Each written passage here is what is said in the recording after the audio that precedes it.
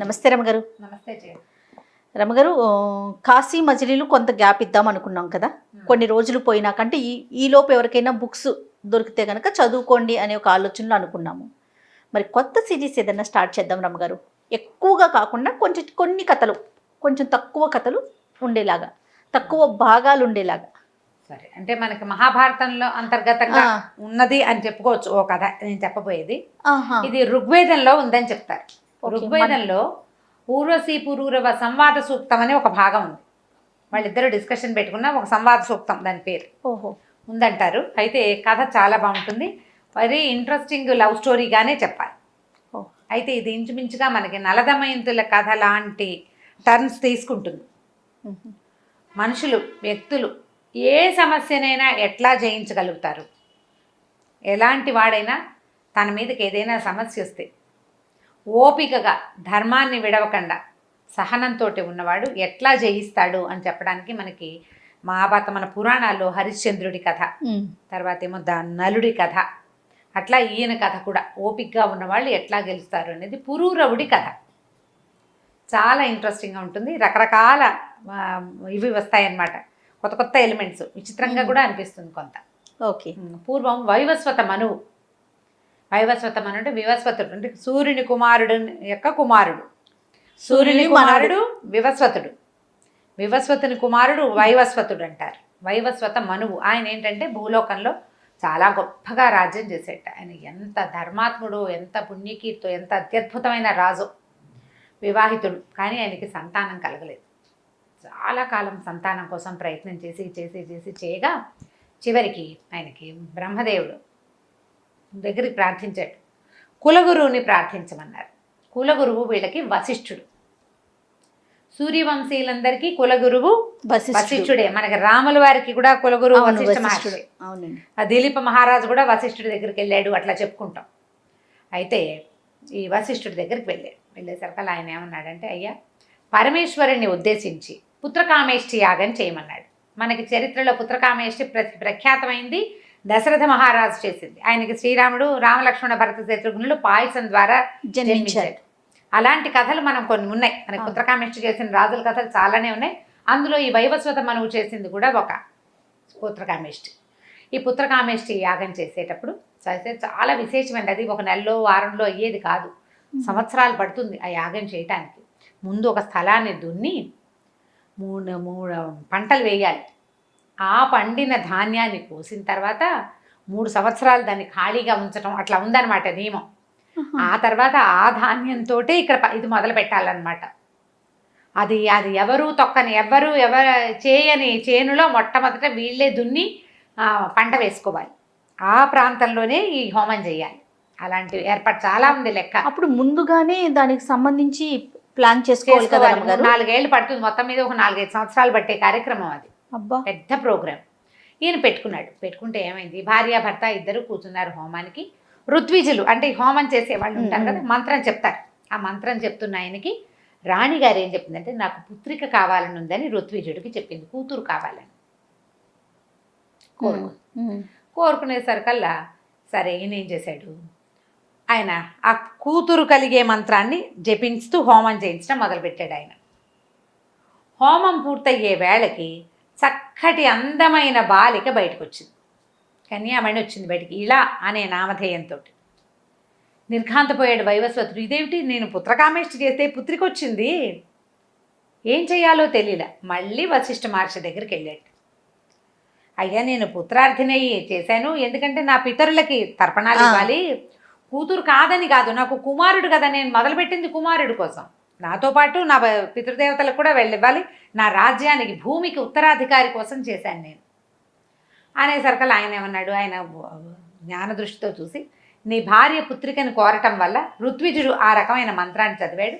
ఇప్పుడు కూడా ఇబ్బంది ఏం లేదు, నువ్వు మళ్ళీ వెళ్ళు, యజ్ఞాన్ని మళ్ళీ ఫినిష్ చేయండి, పుట్టవలా ఇంకా మళ్ళీ మొదలుపెట్టి చెయ్యి, ఎక్కడ ఆపారో అక్కడి నుంచి చెయ్యి, నీకు కుమారుడు కలుగుతాడని చెప్పాడు. ఈయన వెళ్ళాడు. నువ్వు నీ భార్య ఇద్దరు కుమారుణ్ణే కోరుకోండి అంటే ఈయన భార్యను ఒప్పించాడు. మన ఇద్దరం కుమారుని కోరుకుంటే కుమారుడు కలుగుతాడంటే వీళ్ళు ఏం ఊహించారు, ఈ పిల్ల ఇక్కడే ఉండి ఇంకో పిల్లాడు వస్తాడు అనుకున్నారు. అయితే హోమం పూర్తయ్యేసరికల్లా బాలికగా ఉన్న ఈ ఇళ కుమారుడిగా మారిపోయింది. ఓహో. పిల్ల ఇలా అబ్బాయిగా మారింది. ఆ. ఏముంది ఇంకా, సరే నృతద్యుమ్నుడు అని పేరు పెట్టిన, నృతద్యుమ్నుడు అతని పేరు. ఆ అబ్బాయిని పెంచుకున్నారు. అబ్బాయి చాలా విశేషంగా చక్కగా రాజ్యం చేస్తున్నాడు, చాలా యువరాజు అయ్యాడు, పెద్దవాడయ్యాడు. ఈయన కుమారుడు కలిగిన సంతోషంలో తర్వాత ఈ అబ్బాయికి పట్టాభిషేకం చేసేసి ఆయన భార్యాభర్త ఇద్దరు కలిసి అడవుల్లోకి వెళ్ళిపోయారు. వానప్రస్థాశ్రమం అప్పట్లో ప్రఖ్యాతమైంది. అందరూ కుమారులకు రాజ్యం ఇవ్వడం, వానప్రస్థం స్వీకరించడమే. స్వీకరించి వెళ్ళిపోయారు. వెళ్ళిపోతే ఈ నృతద్యుమ్నుడికి పెళ్ళైంది. భార్య తను చాలా సంతోషంగా హాయిగా ఉండేవాడు. అయితే ఈయన మంచి గొప్ప రాజు, తండ్రి కంటే ఎక్కువ పేరు తెచ్చుకున్నాడు.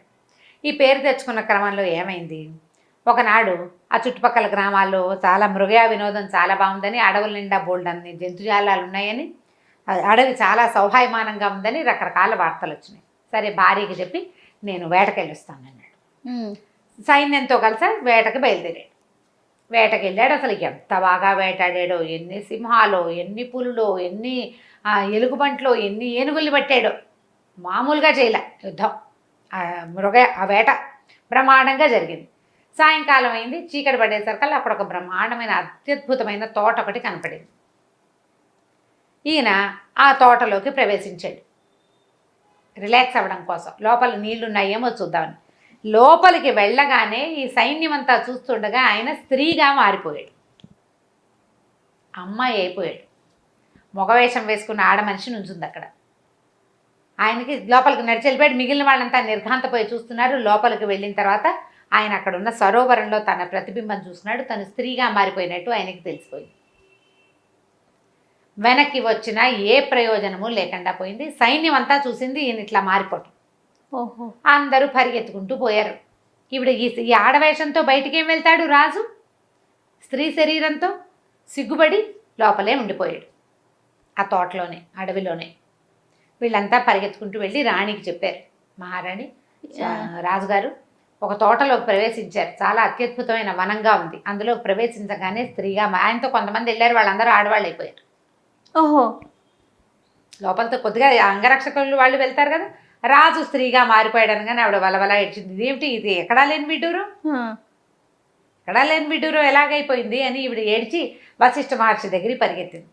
అయ్యా ఏం చేయాలి, ఇట్లా అయిపోయింది, ఏం జరిగింది? ఆయన జ్ఞాన దృష్టితో చూసి ఏం చెప్పాడంటే, అది కుమారవనం, పార్వతీదేవి అక్కడ స్నానానికి వస్తుంది. ఆవిడకి ఒక మాట కోపం వచ్చి కుమారవనంలోకి ఏ మగవాడు ప్రవేశించినా వాడు స్త్రీగా మారిపోతాడని శపించింది. అంబికా శాపగ్రస్తమైనటువంటి వనం అది. ఆ కుమారవనంలోకి ఏ మగవాడు వెళ్ళినా వాడు ఆడదిగా మారిపోవాల్సిందే, వేరే దారి లేదు, వాడికి ఇంకా లేదు, తరుణోపాయం లేదు వాడి జీవితానికి, ఇంకంతే సంగతులు. కానీ వశిష్ఠుడు ఏం చెప్పాడంటే, నీ భర్తకి మాత్రం తరుణోపాయం ఉంది, తారణోపాయం ఉంది, దీని నుంచి తప్పించుకోగలడు, సమయం పడుతుంది. నువ్వేం చేస్తావంటే వెళ్ళిపో రాజ్యానికి, ఉన్న మంత్రులతోటి రాజ్యాన్ని కాపాడుకో, నిత్యము దానము, తర్వాత ఏమో పూజాధికారులు చేయి, భర్త మీదే దృష్టి పెట్టుకుని ఉండునమ్మా, కొంతకాలంలో అనతి కాలంలోనే నీ భర్త నీ దగ్గరకు వస్తాడు, మామూలు సాధారణ పురుష రూపంతో అని చెప్పాడు. ఈ లోపల వనంలో మారిపోయిన నృతద్యుమ్నుడు ఎవరిగా మారాడు? ఇళగా మారాడు. అతను పుట్టింది ఎలాగా? ఇళాదేవిగా పుట్టాడు. ఆ ఇళ అనే పేరుతోటి స్త్రీగా ఉండిపోయాడు. అక్కడక్కడే తిరిగేవాడు. ఈ తిరిగిన తర్వాత ఏముంది, అక్కడ ఒంటరిగా తిరగ్గా ఈ అంబికావనం నుంచి చుట్టుపక్కల అడవుల్లో తిరుగుతుంటే బుధుని యొక్క ఆశ్రమం ఉంది. బుధుడు ఎవరు? చంద్రుని యొక్క కుమారుడు, తారాచంద్రుల కుమారుడు బుధుడు. అతను తపస్సంపన్నుడుగా ఉన్నాడు, ఉండి తపస్సు చేసుకుంటున్నాడు. ఆ ఆశ్రమంలోకి ప్రవేశించింది ఇలా ప్రవేశించి పరమాద్భుత సౌందర్యవతి ఈవిడ. యజ్ఞంలోంచి పుట్టింది కదా, యజ్ఞంలోంచి పుట్టింది, పైగా సూర్యుని యొక్క వంశంలో పుట్టిన ఆవిడ. ఈ పరమాద్భుత సౌందర్యవతికి లోబడిపోయాడు బుధుడు. మగవాడే అయినా ఆ స్త్రీ రూపంలోకి మారిపోయిన ఈ నృతద్యుమ్నుడు ఇలా కన్యా స్వరూపంతో బుధునితో కలిసి గాంధర్వ వివాహం చేసుకుని అక్కడ స్థిరపడిపోయాడు. కొంతకాలానికి ఆవిడకు ఒక కుమారుడు కలిగాడు. ఈ కలిగిన కుమారుడు పేరు పురూరవుడు. ఈ పురూరవుడు ఏమంటే, పిల్లవాడు కొంచెం పెద్ద అయ్యాక బుధుడు, నేను ఇంకా తపస్సు చేసుకుంటాను, సంసార సౌఖ్యాలు అనుభవించాను, తపస్సుకి నేను వెళ్ళిపోవాల్సిన సమయం ఆసన్నమైందని ఆయన దారిని ఆయన భార్యని కుమారుని వదిలిపెట్టి వెళ్ళిపోయాడు. ఈ ఇళ కుమారుని వెంట పెట్టుకుని తన వశిష్ఠ మహర్షి దగ్గరికి వెళ్ళి ఇంకా ఈ జీవితం మీద నాకు ఇంకా ఆసక్తి లేదు, బుధుడు వెళ్ళిపోయాడు, ఈ పిల్లవాడు నాతో ఉన్నాడు, మరి నేను మరి పురుష రూపంలోకి మారేందుకు ఏదైనా ఉపాయం చెప్పమని అడిగితే ఈసారి వశిష్ఠ మహర్షి ఏం చేశారంటే, పురూరవుడు భావి చక్రవర్తి అవుతాడు, అతనికి కనపడుతున్నాయి ఆ లక్షణాలు, ఇతనికి ఇప్పుడు ఈ స్త్రీ రూపంలో ఉన్న ఆవిడ తీసుకెళ్తే అక్కడికి వెళ్ళి ఆవిడేం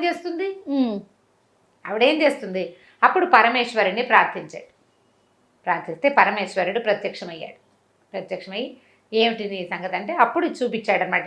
ఇలా ఈ అమ్మాయి ఇట్లా ఈయన వాళ్ళ తండ్రి పుత్రకామేష్టి చేస్తే స్త్రీగా జన్మించిన తర్వాత పురుషుడిగా మారింది, అతను రాజ్యం చేసుకుంటున్నాడు, భూలోక చక్రవర్తిగా ఉన్నాడు, మరి ఇలా అయ్యింది, ఈ అంబికా శాపాన్ని మరలించమని అడిగితే ఆయన ఏమన్నాడంటే చాలా మంచిదే, కానీ అంబికా శాపాన్ని మరలించడం మన వల్ల అయ్యే పని కాదు, అది మరలించలేము, కాకపోతే ఒక అవకాశం ఇస్తాను, ఇతను పురుషుడిగా మారతాడు, 3 నెలలకు ఒకసారి 3 రోజులు మాత్రం స్త్రీగా ఉంటాడు, అంతే సడలించగలను, పూర్తిగా సడలించడం మన వల్ల కాదు, అంబిక శాపాన్ని మరలించడం మన వల్ల అయ్యే పని కాదు, అమ్మవారు చెప్పించింది ఓహో అని చెప్పాడు పరమేశ్వరుడు. ఈయన సంతోషించాడు, వశిష్ఠుడు సరేనన్నాడు.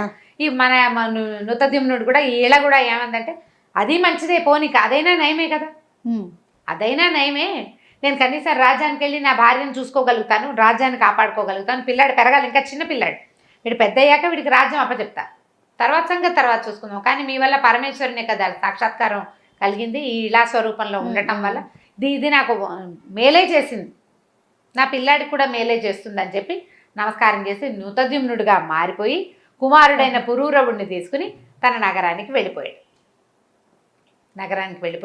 భార్య సంతోషించింది, ప్రజలంతా సంతోషించారు. ఈ రహస్యంగానే వాళ్ళ మధ్య ఉండిపోయింది. తర్వాత ఆయనకు 4 కుమారులు కలిగారు. ఈ పురూరవుడు పెద్ద కుమారుడుగానే చెలామణి అయ్యాడు, జ్యేష్ఠుడిదే కదా రాజు యొక్క కుమారుడు. పురూరవుడు రాజు అయ్యాడు. పురూరవుడు రాజు అవటం, చిన్న రాజు అవటం మామూలు ఏదో సుమారుగా అవటం కాదు, బ్రహ్మాండమైన చక్రవర్తి అయ్యాడు, చాలా అత్యద్భుతమైన గుణాలు కలిగినవాడు. ముందు పుట్టకే అతను ఈ బుధుని ఆశ్రమంలో ఇక్కడ పుట్టడం వల్ల అతను ముందు నుంచి తపశ్చర్య మీద చాలా ఆసక్తి ఉంది, తపస్సు చేసుకోవటం మీద. చక్రవర్తిగా ఉన్నప్పటికీ చాలా ధర్మపరుడుగాను, తపస్సంపన్నుడుగాను, దైవభక్తి పరాయణుడుగాను ఉన్నాడు. అయితే ఆ కాలంలో ఏమైందట, స్వర్గంలో ఒక కథ జరిగింది. ఏమంటారు అది, ఒకసారి స్వర్గంలో చాలా పెద్ద సభ జరిగినప్పుడు రంభ, ఊర్వశి, మేనక, తిలోత్తమ వీళ్ళంతా నాట్యాలు చేస్తూ ఉన్నారు. అక్కడికి అగస్త్య మహర్షి వచ్చేసరికల్లా అందరూ ఆయనకు దండం పెట్టారు. ఊర్వశి పెద్దగా దండం పెట్టుకోలేదు, ఆయన్ని పెద్ద పాటించలే. ఎందుకంటే ఊర్వశి ఎవరి నుంచి పుట్టింది, నారాయణుని తొడ నుంచి పుట్టింది. ఆవిడ వీళ్ళలాగా మామూలుగా పుట్ల, పాలకడల్లోంచి రాలేదు ఆవిడ. రంభాది అప్సరోగణం అంతా పాలకడల్లోంచి వచ్చింది, లక్ష్మీదేవి వెనకాల వచ్చారు అప్సరసలు. కానీ ఊర్వశి మాత్రం వాళ్ళు అప్సరసలని జయించడానికి నారాయణుడి తొడ నుంచి ఆయన తొడ మీద కొట్టుకున్నాడు, ఊరువులోంచి జన్మించింది.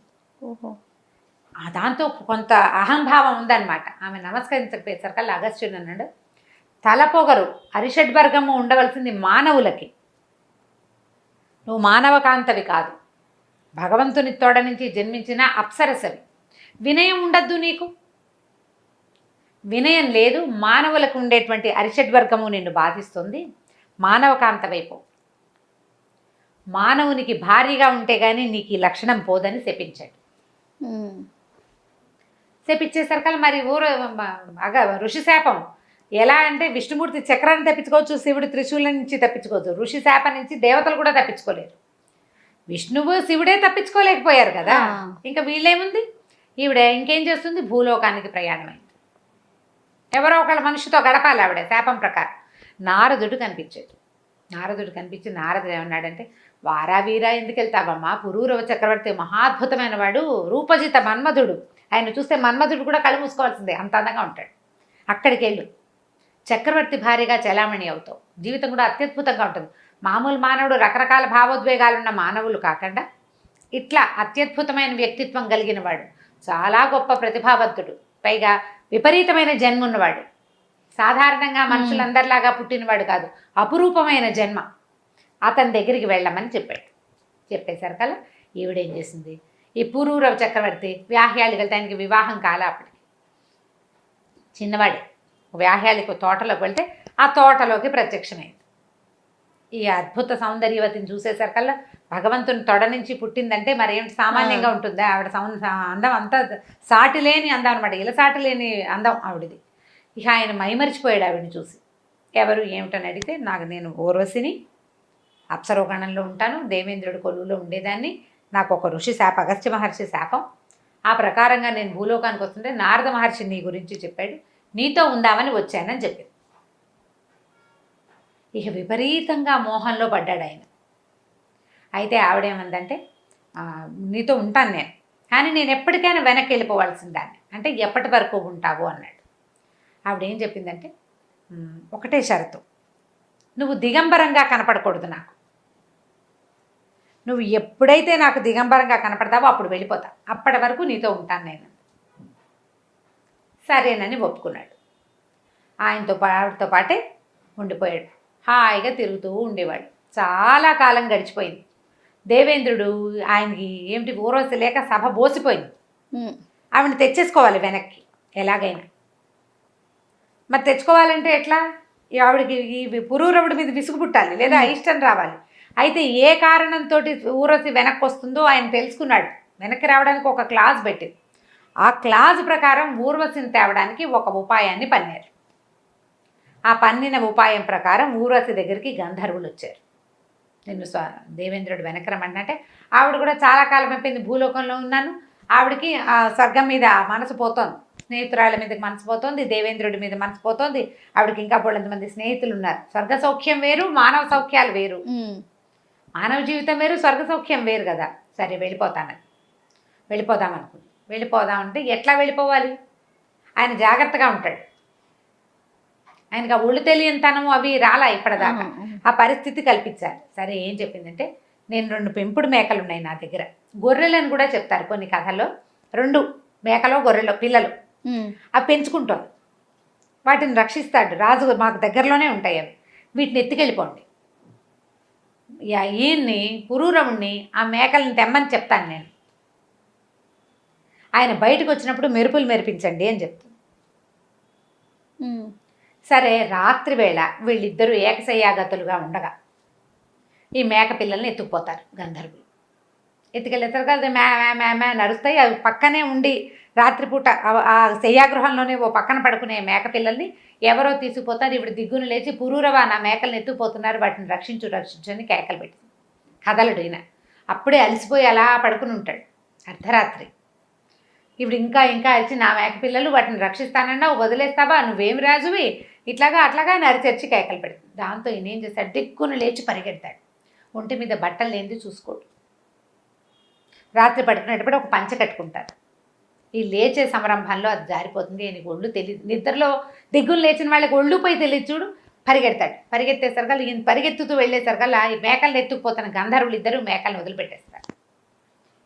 ఆ 2 మేకల్ని 2 చంకల్లో ఇరికించుకుని వెనక్కి తిరిగి వస్తాడు. ఊర్వశి ఇదిగో నీ మేకలని.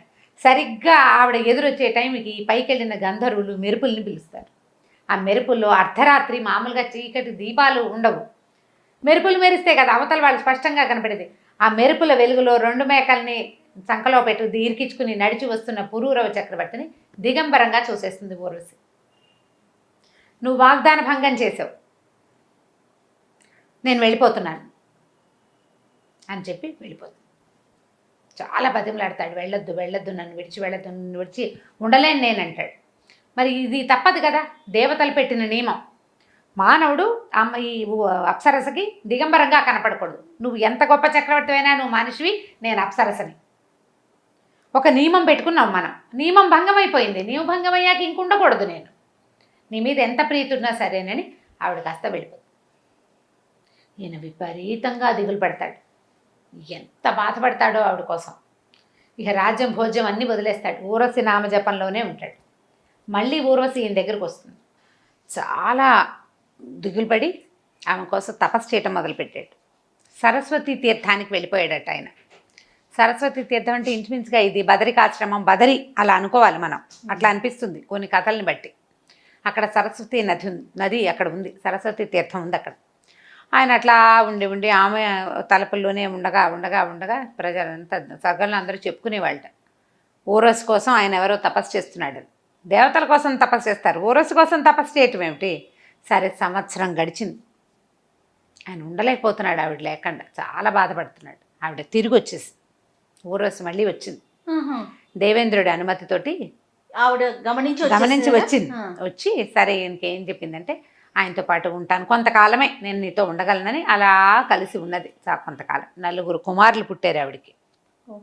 మానవుని వల్ల 4 కుమారులను కన్నది. 4 కుమారులని ఆయనకు అప్పచెప్పి, నేను ఇక్కడ ఉండదగిన దాన్ని కాను, మర్త్యలోకంలో అప్సరసలు ఉండలేరు, కొంతకాలమేనని వెళ్ళిపోయింది. అయితే ఆవిడ వెళ్ళిపోతుంటే ఆయన దిగులు పడ్డాడు, వద్దు వద్దు వెళ్ళబాక, కొంత ఆయన మనసు తీరేదాకా ఉందాం, ఆయన మనసు తీరే మనసుగా లేదు. ఆవిడ వెళ్ళిపోతూ ఏమందంటే, నువ్వు నన్ను చూడాలంటే, నువ్వు నన్ను మళ్ళీ కలుసుకోవాలంటే రూపవత గంధర్వులు అనే వాళ్ళని, రూపవతులు గంధర్వులని, రూపవతి గంధర్వులు అనేది ఒక జాతి కాబోలు, వాళ్ళని ప్రార్థించు, వాళ్ళని జపించు, వాళ్ళతో ఒక మంత్రం చెప్పింది, వాళ్ళు నీకు ప్రత్యక్షం అవుతారు, వాళ్ళు నన్ను నీ దగ్గరికి తీసుకొస్తారు, వాళ్ళ వల్ల నన్ను సాధించగలుగుతావు నువ్వని చెప్పి వెళ్ళిపోయింది. ఈ కుమారులు 4 ఉంచుకున్నాడు ఈయన. అయితే కొంతకాలానికి మళ్ళీ ఊళ్ళో ఉండలే, ప్రతిష్టానపురం ఈయన రాజ్యం, ఆయన దేశం అది, ప్రతిష్టానపురంలో ఉండేవాడు. మళ్ళీ వచ్చేసాడు, వచ్చి సరస్వతి తీర్థం దగ్గర మళ్ళీ తపస్సు చేశాడు. చేస్తే రూపవతి గంధర్వులు వచ్చారు, కానీ ఊర్వశి రాల, వాళ్ళ వెనకాల ఆవిడ కూడా వస్తుంది అనుకున్నాడు. రాకుండా వాళ్ళు ఏం చేశారంటే, ఒక అగ్నిని రగిల్చి ఇచ్చారు, పవిత్ర అగ్నిని. ఈ అగ్ని ద్వారా నీ మనసు తీరుతుందని చెప్పారు. ఆ అగ్నిని ధ్యానించినా కూడా ఈయన పని వల్ల ఈయనకు ఊర్వశి రాల, ఆయనకు విసుగు పుట్టింది. ఇంకా ఈ అగ్నిని ఒక పవిత్రమైన ప్రదేశంలో నిక్షేపించి వెనక్కి వెళ్ళిపోయాడు. ఇంకా ఆవిడ ఊర్వశి లేకుండా ఉండటం, ఆ కుమారులను చూసుకుంటూ రాజ్యం చూసుకుంటూ ఉన్నాడు, అలవాటు పడ్డాడు. క్రమంగా ఏమైందంటే, ఆ కాలంలో అంటే ఈయనకు ఈ వ్యవహారాన్ని జరుగుతుండగానే ఇంకొక వ్యవహారం జరిగింది. విశాల నగరం అని ఒక రాజ్యం. ఈ విశాల నగరానికి సోమదత్తుడు అని ఒక ప్రభు ఉండేవాడు. ఆయనకి చాలా కాలం సంతానం కలగల. ఇక సంతానం లేదు, నా వెనకాల రాజ్యానికి ఎవరు, ప్రతి రాజుకి ఇదే ప్రశ్న, సంతానం లేకపోతే రాజ్యం ఎవరు చేస్తారు? ఎవరో ఒకళ్ళు ప్రజలు రాజ్యం తీసుకునే కాలం కాదది, ఎవడో ఒకటికి రాజ్యం ఇచ్చేసే కాలం కూడా కాదు. ఆయన తన భార్య ద్వితీయుడుగా, భార్యతో పాటుగా వెళ్ళిపోయాడు బయటికి. ఏంటి, నేను మునుల్ని ఋషుల్ని ప్రార్థిస్తాను, ఋష్యాశ్రమాలకి వాటికి వెళ్తానని తన మంత్రులకి పురోహితులకి ఈ రాజ్యాన్ని అప్పచెప్పాడు.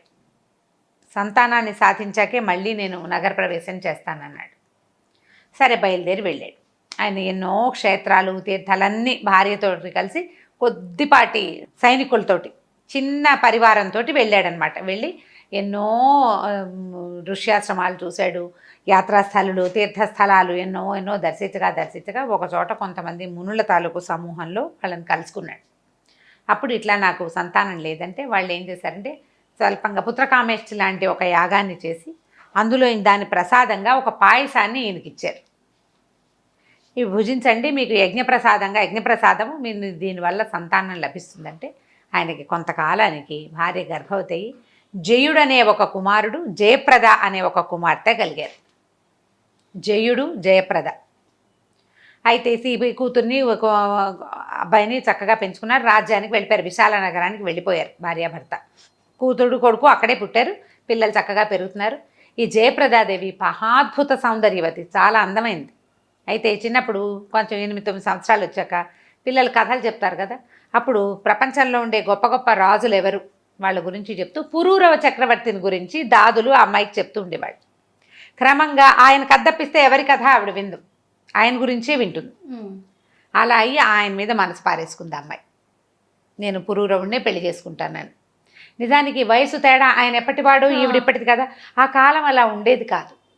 అంత చిన్నపిల్లకి 15-14 సంవత్సరాలు పెళ్ళిడు వచ్చిన పిల్ల అంటే ఎంత, 25 ఏళ్ళు రావకాల పెళ్ళిడు, 25 ఏళ్ళు కాదు 12-13 సంవత్సరాలే. ఇంకా మాట్లాడితే 8 ఏళ్లకే కన్య, వివాహ యోగ్యమైన వయసు 8 ఏళ్లే.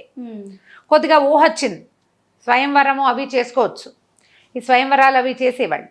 అయితే ఈ అమ్మాయికి పురూరవుడి మీద ఆసక్తి ఉందని రాజుగారికి తెలిసింది. సరే, స్వయంవరం చాటిందాం అనుకున్నారు. ఈ చాటించినప్పుడు ఇవిడేం చెప్పిందంటే, నాకు కొన్ని ప్రశ్నలు ఉన్నాయి, నా ప్రశ్నలకి సమాధానం చెప్పిన వాళ్ళనే పెళ్లి చేసుకుంటానని. సరే, మా అందరినీ పిలుచుకొచ్చారు. అందరినీ పిలిస్తే ఏమైంది, ఈ పురూరవుడు ఆవిడకి తెలుసు, ఆవిడకి ఈ మొత్తం అందరు రాజుల చరిత్రలు పేర్లు చెప్పారు. ఆవిడ ఎవరిని వరించలేదు. మా అమ్మాయికి ఏవో కొన్ని ప్రశ్నలు ఉన్నాయంటే ఆవిడ అడిగిన ప్రశ్నల్ని సభలో అడిగారు. ప్రపంచంలో అత్యుత్తమమైనది ఏది, అత్యంత శక్తివంతమైన విషయం ఏది అని అడిగితే ఎవ్వరూ చెప్పాల. ప్రతి వాళ్ళు ఆలోచిస్తున్నారు ఏది శక్తివంతం, భగవంతుడే కాసే అత్యంత శక్తివంతుడైన విషయం అని పురూరవుడు చెప్పాడు. దైవాన్ని మించిన శక్తి ఏదీ లేదు. ఆవిడకి ఆ సమాధానం నచ్చింది. ఆయన పెళ్లి చేసేసుకుంది. పురూరవుడినే ఆవిడ పెళ్లి చేసుకోవాలని నిశ్చయించుకుని ఉంది. ఆయన ఆ సమాధానం కూడా ఆవిడకి కావాల్సిన సమాధానం చెప్పాడు. దైవశక్తిని మించింది ఏదీ లేదు. సరే పెళ్లి చేసుకుని చాలా కాలం ఇక్కడ ఉండిపోయారు విశాల నగరంలో. కొంతకాలం గడిచాక ఆయన ఏమన్నాడు భార్యతోటి, మా ప్రతిష్టానపురం వెళ్ళాలి, నాకు రాజకార్యాలు అవి ఉన్నాయంటే నేను కూడా వచ్చేస్తానండి. రాజకుమార్తెని తీసుకుని ప్రతిష్టానపురానికి వెళ్ళిపోయాడు. భార్యతో చాలా హాయిగా ఎంతో సంతోషంగా ఉండేవాడు. హాయిగా ఉన్నాడు. ఊర్వశిని పెద్దగా తలుచుకోవట్లే. ఆవిడకి మనసులో ఉంది లోపల, కానీ ఆవిడని అవైల్ చేయడం తన వల్ల కాదు. తనేమో మానవుడు, ఆవిడేమో అప్సరస కదా. ఆవిడని ఎట్లా అవైల్ చేస్తాడు? కొంతకాలం ఆమెతో గడిపేందుకు భగవంతుడు ఇచ్చిన అవకాశం, తనకు ఆ పూర్వకర్మానుభవం ఇచ్చిన అవకాశం వల్ల, ఊర్వశికి లభించిన శాపం వల్ల అది కుదిరింది. సరే ఇలా నడుస్తూ ఉంది. కొంతకాలం నడిచేసరికల్లా ఏమైంది, శనైశ్వరుడు అంటే శని, మనం శని గ్రహం అని చెప్తాం, ఆయన ఈయన యొక్క సత్యసంధతని, ధర్మజ్ఞతని, ఈయన తలకు నీతి కుశలతని పరీక్షించాలని భావించాడు. శని వీళ్ళ రాజ్య ప్రవేశం చేశాడు. ఒకనాడు ఒక బ్రాహ్మణ వేషధారిగా శని ఈయన నగరానికి వచ్చి ఈయనతోటి మాట్లాడితే ఆయన అడిగాడు, అయ్యా మిమ్మల్ని చూస్తే చాలా పరమాద్భుతంగా ఉంది, మీ రూపం చాలా అద్భుతంగా కనిపిస్తుంది, మీరు ఎవరు ఏమిటి అడిగేసరికల్లా ఆయన ఓపెన్గా చెప్పాడు. నేను సూర్యుని కుమారుణ్ణి, యముని యొక్క సహోదరుణ్ణి, ప్రపంచాన్ని గడగడలాడించగలిగిన వాడిని, ఎవరైనా నాకు లొంగవలసిందే, ఎవ్వరి మీదైనా నేను స్వారీ చేయగలను. ఇప్పటిదాకా నీకు నా స్వారీ చేయించుకునే అవకాశం రాలేదు, నిన్ను పట్టుకోవడానికే వచ్చాను నేను అంటే ఈయన ఏమన్నాడు, అయ్యా ఎంతవారికైనా తప్పదు కదా, మానవ మాత్రుణ్ణి నేనెంత, భగవంతుడికే తప్పలేదు, భగవంతుడికే తప్పలా, నేనేముంది, నాదేముంది, మానవుణ్ణి, మీ ఇష్టం అన్నాడు. అయితే నువ్వు చెప్పు, వృద్ధాప్యంలో పట్టుకోమంటావా, యవ్వనంలో పట్టుకోమంటావా, నువ్వు ఎప్పుడు పట్టుకోమంటే అప్పుడు పట్టుకుంటా, నీ యొక్క చరిత్ర వల్ల నువ్వు ఇంత గొప్పవైన వాడివి, చాలా అద్భుతంగా రాజ్యం చేస్తున్నావు, భూమిని సంతోషపెడితే రాజువి నువ్వు చెప్పమన్నాడు. అనేసరికి ఏమన్నాడు, వృద్ధాప్యమే ఒక శిక్ష, బాధాకరం, వృద్ధాప్యాన్ని మోయలేని వృద్ధాప్యంలో కాకుండా మోయగలిగే యవ్వనంలో మీరు నన్ను పట్టుకోండి అని చెప్పాడు. మోయగలిగే యవ్వనంలోనే నేను మీకు అవకాశం ఇస్తున్నాను, మీ ఇష్టం అని సరేనన్నాడు. శని వెళ్ళిపోయాడు. వెళ్ళి ఇతన్ని పట్టేందుకు అవకాశం కోసం చూస్తున్నాడు. చాలా విషయాల్ని ప్రేరేపించి ఏంటి, ఈ అడవుల్లోంచి రకరకాల జంతువులు వచ్చేసేవి, ఆ జంతువులను తరమడానికి వెళ్ళవలసి వచ్చేది, ఇతర రాజులు కొంతమంది యుద్ధానికి వచ్చేవాళ్ళు. ఇట్లా జరుగుతుంది. ఆయన దీనికెళ్ళి అడవికెళ్ళి జంతువులన్నింటినీ వేటాడి వచ్చేసరికల్లా శత్రు రాజు తాలూకు సేనలు దీని మీద పడిపోతూ ఉండేవి. అలా అయింది. అయితే ఒకసారి వచ్చినప్పుడు మంత్రులు వాళ్ళంతా కూడా ఆశ్చర్యపోయారు. మన మీదకి రావటం ఏంటి, సార్వభౌముడు చక్రవర్తి మీదకి సామంతరాజులు రావటం ఏంటి, వాళ్ళంత బలం ఉన్నవాళ్ళు కాదు, ధైర్యం ఉన్నవాళ్ళు కాదు, ఏదో జరుగుతోంది ఇక్కడ. ఈయనకి పీడకళ్ళు వచ్చేవి. ఎవరికి? రాజుకి ఏదో జరగబోతోందని తెలుస్తుంది. ఆయన ఏమనుకున్నాడంటే, భగవంతుడైన శని నా దగ్గరకు వచ్చి నాకు చెప్పాడు, ఇది దానికి సంకేతమేమో, తల వంచుకుని భరిస్తే సరిపోతుంది, ధిక్కరించి పోరాడకూడదు, దైవశక్తిని ధిక్కరించకూడదు, దైవశక్తికి తల ఉగ్గితేనే అది మనని కరుణించి వదిలిపెడుతుంది. అందుకని ఏం చేశాడు, రాత్రి ఈ శత్రు సైన్యం రాజ్యంలోకి వచ్చేసాక భార్యకి చెప్పాడు, జయప్రదాదేవికి. అప్పటికి వాళ్ళకి 2 పిల్లలు ఉన్నారు, చిన్న పసిపిల్లలు, మగపిల్లలు, 2 చిన్నపిల్లలు. మన పరిస్థితులు బాగుండలేదు, ఇక్కడే ఉంటే ఇంకా అవమానపడకుండా నువ్వు నేను సెపరేట్ అవ్వకుండా మనం పిల్లల్ని తీసుకుని వెళ్ళిపోదామా అని అడిగితే, ఆవిడ నువ్వు ఎక్కడికి వెళ్తే అక్కడికి వస్తాను, నువ్వు ఎక్కడ ఉంచితే ఎక్కడ ఉంటా, నీతో ఉండటమే నాకు కావాలని. ఇద్దరు ఏం చేశారు, మొత్తం ఈ రాజరికపు సామాన్లన్నీ వదిలిపెట్టేశారు. మట్టి కొట్టుకుపోయిన చింకి పాతలు కట్టుకున్నారు. ఆ నిద్రపోతున్న చిన్నపిల్లలు కూడా ఈ మట్టి బట్టల్ని కట్టి చేరో సంకన పిల్లల్ని ఇద్దరిని వేసుకుని ఎవ్వరికీ చెప్పకుండా అర్ధరాత్రి నగరం వదిలిపెట్టి బయటికి వెళ్ళిపోయారు. రాజు బయటికి వెళ్ళిపోయాడు. నగరం శత్రురాజుల పరమైంది. అసలు వాడు ఎవరినైతే వీళ్ళు శత్రువులు వచ్చి పట్టుకోవాలో అసలు ఆయన లేనే లేడు. వెతికారు, దొరకల. రాజు లేడు, భార్య లేదు, సంతానం లేదు. మంత్రులు తిరుగుబాటు చేసి గొడవ చేసి వచ్చిన సైన్యాలను బయటికి తోసేశారు. రాజు కోసం వేచి ఉన్నారు వెతుక్కుంటూ, ఎక్కడికి వెళ్ళిపోయాడు రాజు అని. ఇలా అయిపోయింది. ఈ రోడ్డు మీద పడ్డారు వీళ్ళు, అడవిలోకి వెళ్ళిపోయారు.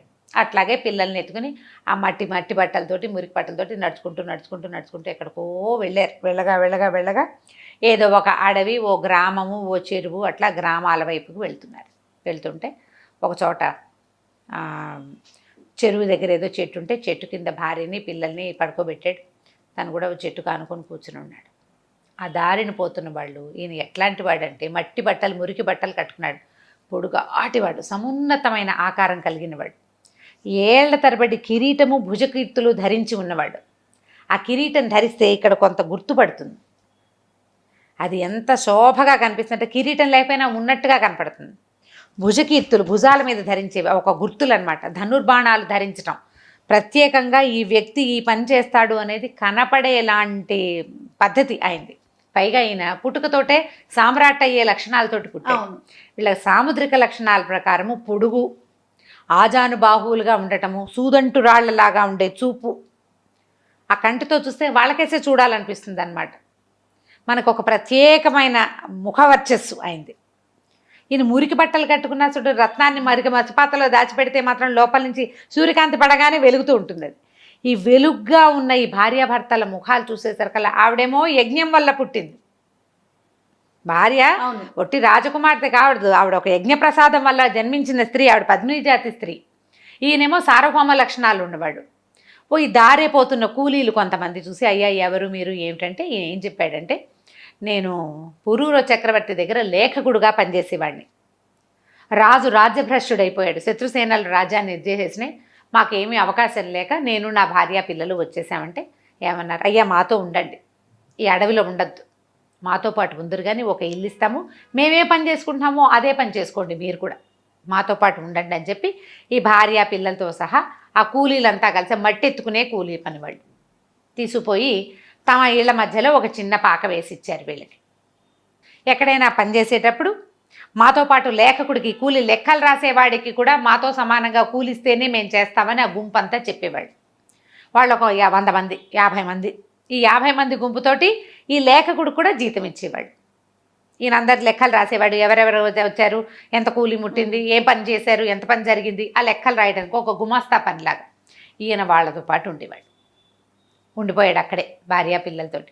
అలాగే చేతొచ్చిన పని చేసుకుంటూ మెల్లిగా హాయిగానే ఉన్నారు. ఒకచోటే ఉన్నారు కదా, కష్టంలో ఉన్న భార్య పిల్లలు పక్కనే ఉండేసరికి బెంగలేదు, రాజ్యం పోతే పోయింది, ఎప్పటికో వస్తుంది.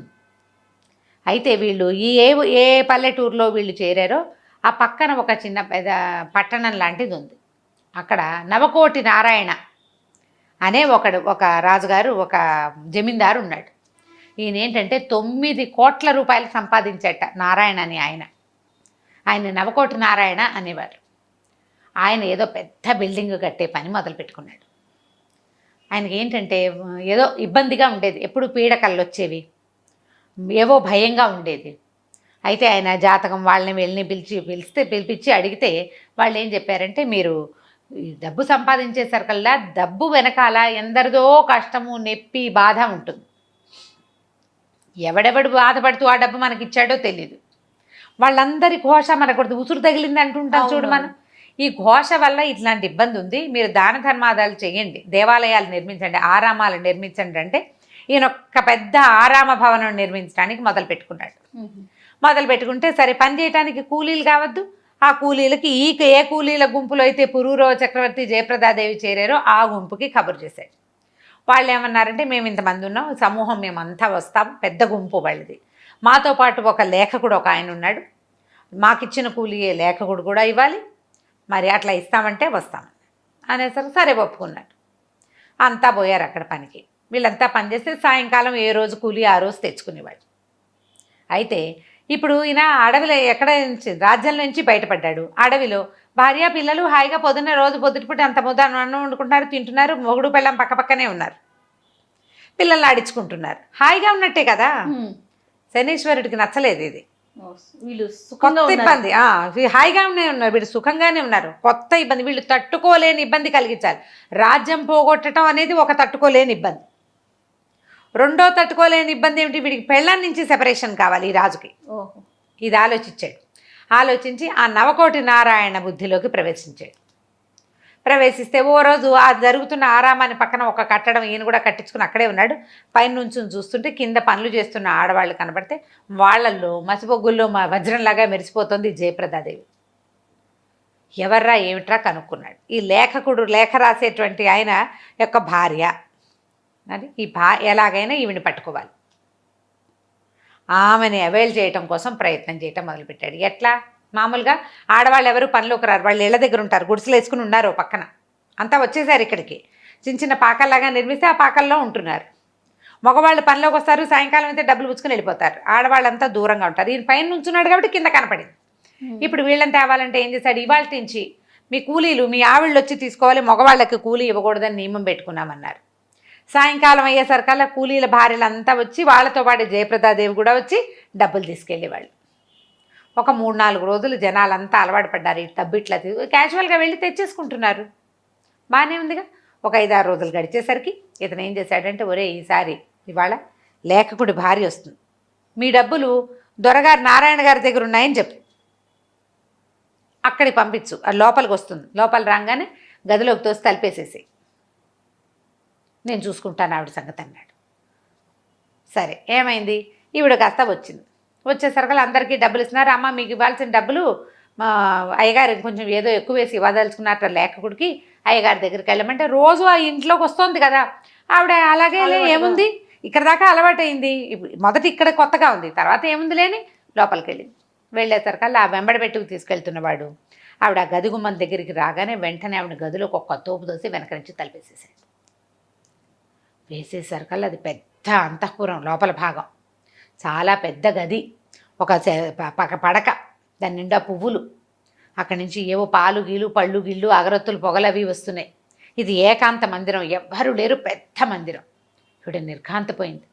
ఆవిడకి తెలియని మందిరాల మహారాజు పుత్రిక, మహారాజు భార్య.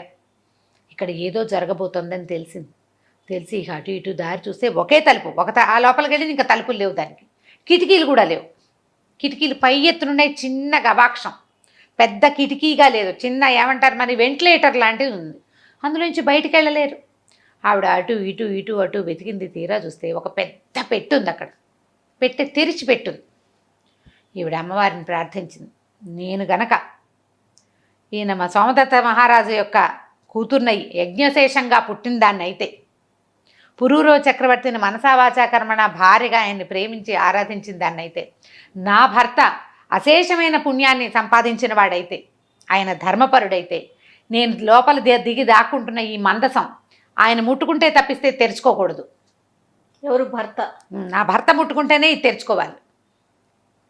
నేను ఎంతకాలమైనా సరే అన్నపానీయాలు లేకపోయినా, వస్త్రం లేదు, అన్నపానీయం లేదు, మంచినీళ్ళు కూడా లేవు, గాలి కూడా లేని ఈ మందసంలో నా భర్త వచ్చి తలుపు తెరిచేదాకా నేను జీవించి జలసత్వాలతో ఉండాలి ఇందులో. ఇది భగవంతుడి మీద ఆన అని చెప్పి ఆ పెట్టెలోకి దిగేసి లోపల నుంచి పెట్టె లాగేసేసుకుంది, మూతపడిపోయింది. ఆవిడ పెట్టెలో ఉండిపోయింది. ఈ నవకోటి నారాయణ వచ్చాడు లోపలికి, బయట తలుపు గడి తీసుకుని వచ్చాడు. ఏది తలుపు వెనకాల దాక్కుంది, దాని వెనకాల దాక్కుంది, దేని వెనకాల దాక్కోలేదు, ఎక్కడా లేదు, గవాక్షాలు ఏమీ లేవు, అని లేవు కదా, ఎక్కడ బయటకు వెళ్ళదు.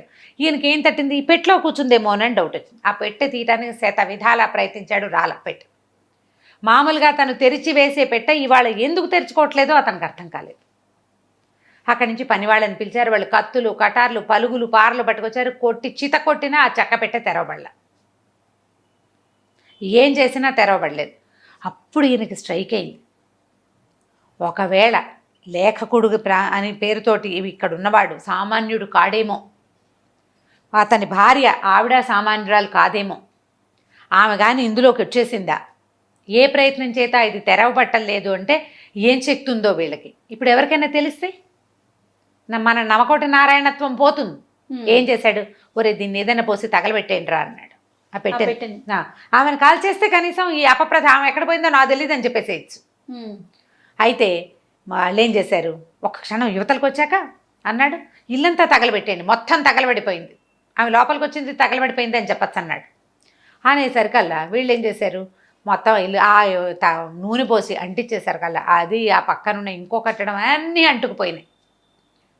కూలీలు కూడా ఆర్పడానికి ట్రై చేశారు, అంతా భగమని మండిపోతుంది, చేయగలిగే కావాల్సింది మంట పెడితే కావాలని పెట్టిన మంట ఎట్లా ఆరుతుంది, ఏదో అనుకోకుండా మండింది అనుకో ఓ పక్కన అంటుకుంటుంది, ఆ కాస్త నీళ్ళు చల్లితే సరిపోతుంది.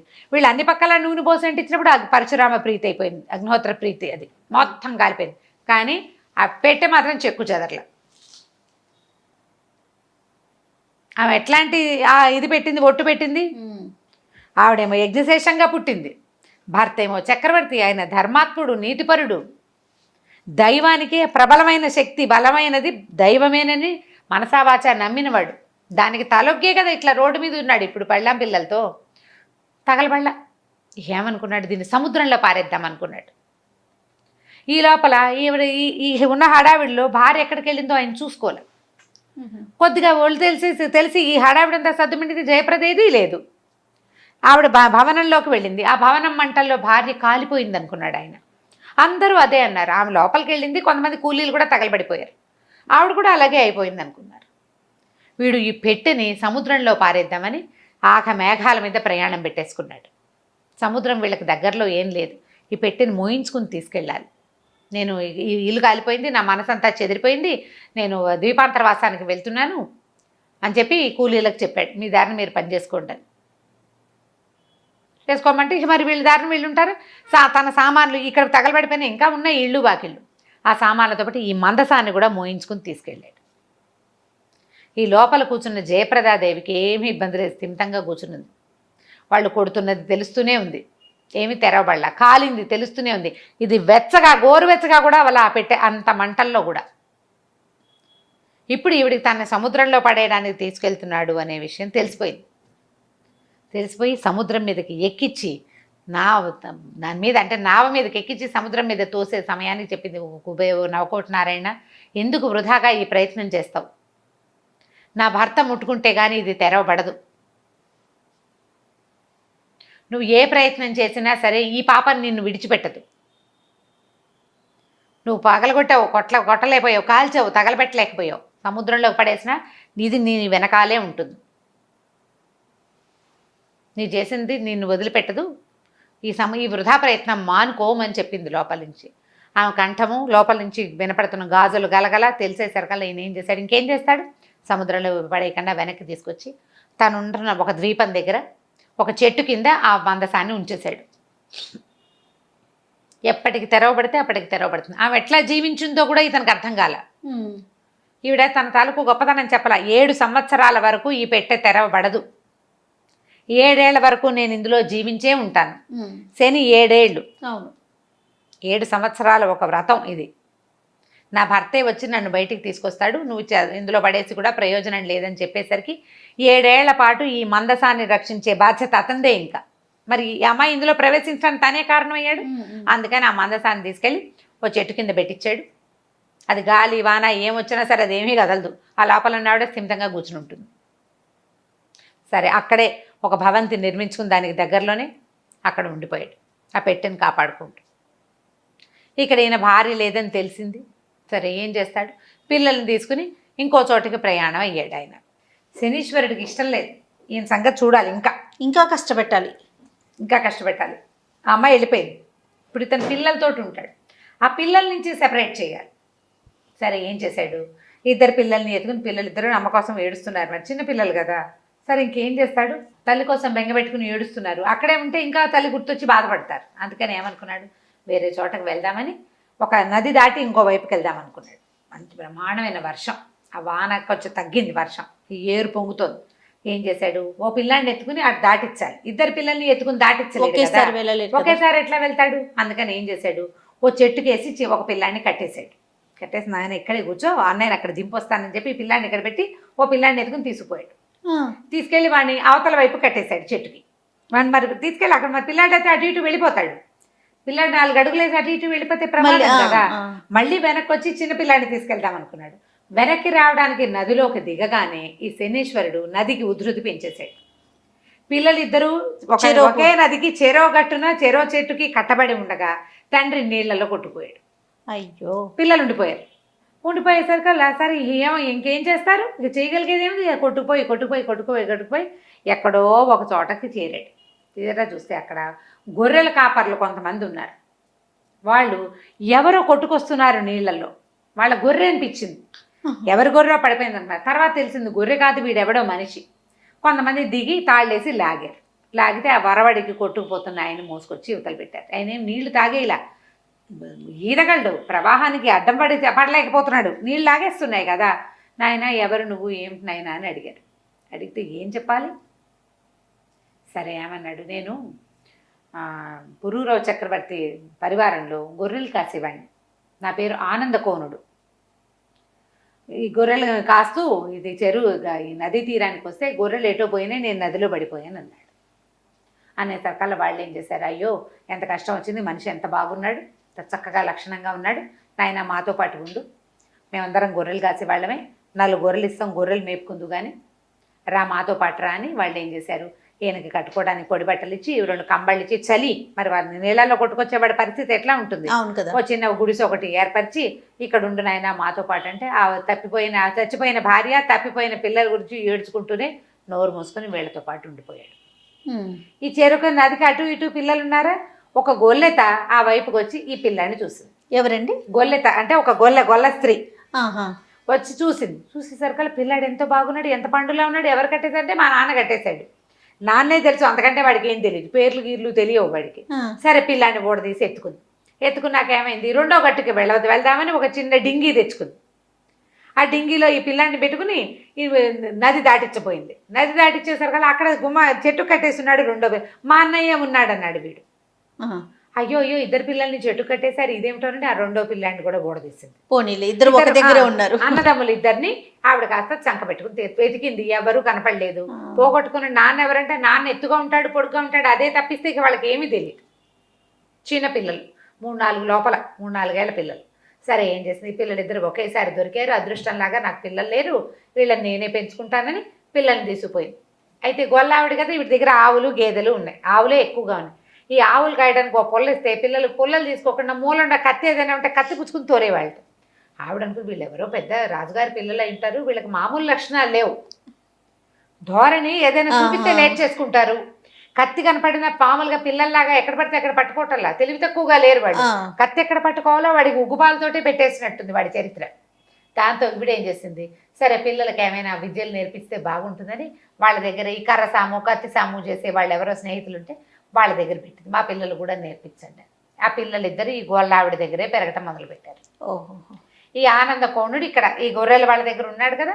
సరే ఏమైంది, ఈ గొర్రెలు తోలుకెళ్తుంటాడు. ఆ గొర్రెలు అటు ఇటు తిరుగుతాయి, మళ్ళీ సాయంకాలం తీసుకొస్తాడు. ఆ ఉన్న వాళ్ళు ఏదో ఒక ముద్ద అడకేసి పెడతారు, వాళ్ళతో పాటు కలో గంజ ఒక ముద్ద తింటూ బతికే ఉన్నాడు ఆయన. ఎప్పటికో ఇక్కడి నుంచి వస్తుంది. శనేశ్వరుడు ఎంతకైనా తగును, చూడు ఎన్నెన్ని చేశాడు. మహారాజుని తీసుకొచ్చి ముందు కూలింగ్ చేశాడు, తర్వాత గొర్రెలు కాపరం చేశాడు. ఇంకా ఏం చేయబోతావో నాయనా నువ్వు నాతోటి అనుకుంటున్నాడు అనమాట.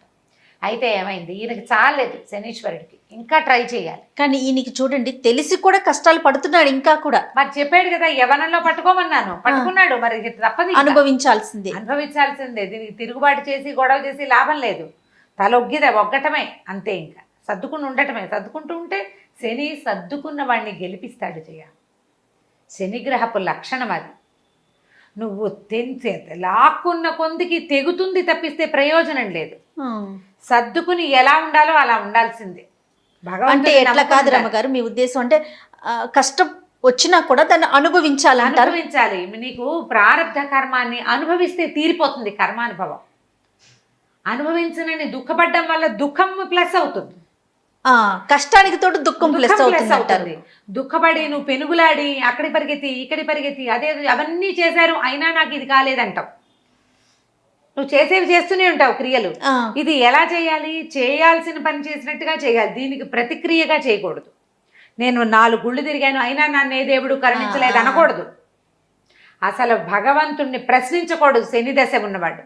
తల వంచుకొని వెళ్ళిపోవాల్సిందే. వంచి ఎంత బరువును వంగిన కొద్దీ వేస్తాడు, నువ్వు మోసిన కొద్దీ నువ్వు నచ్చుతావు ఆయనకి.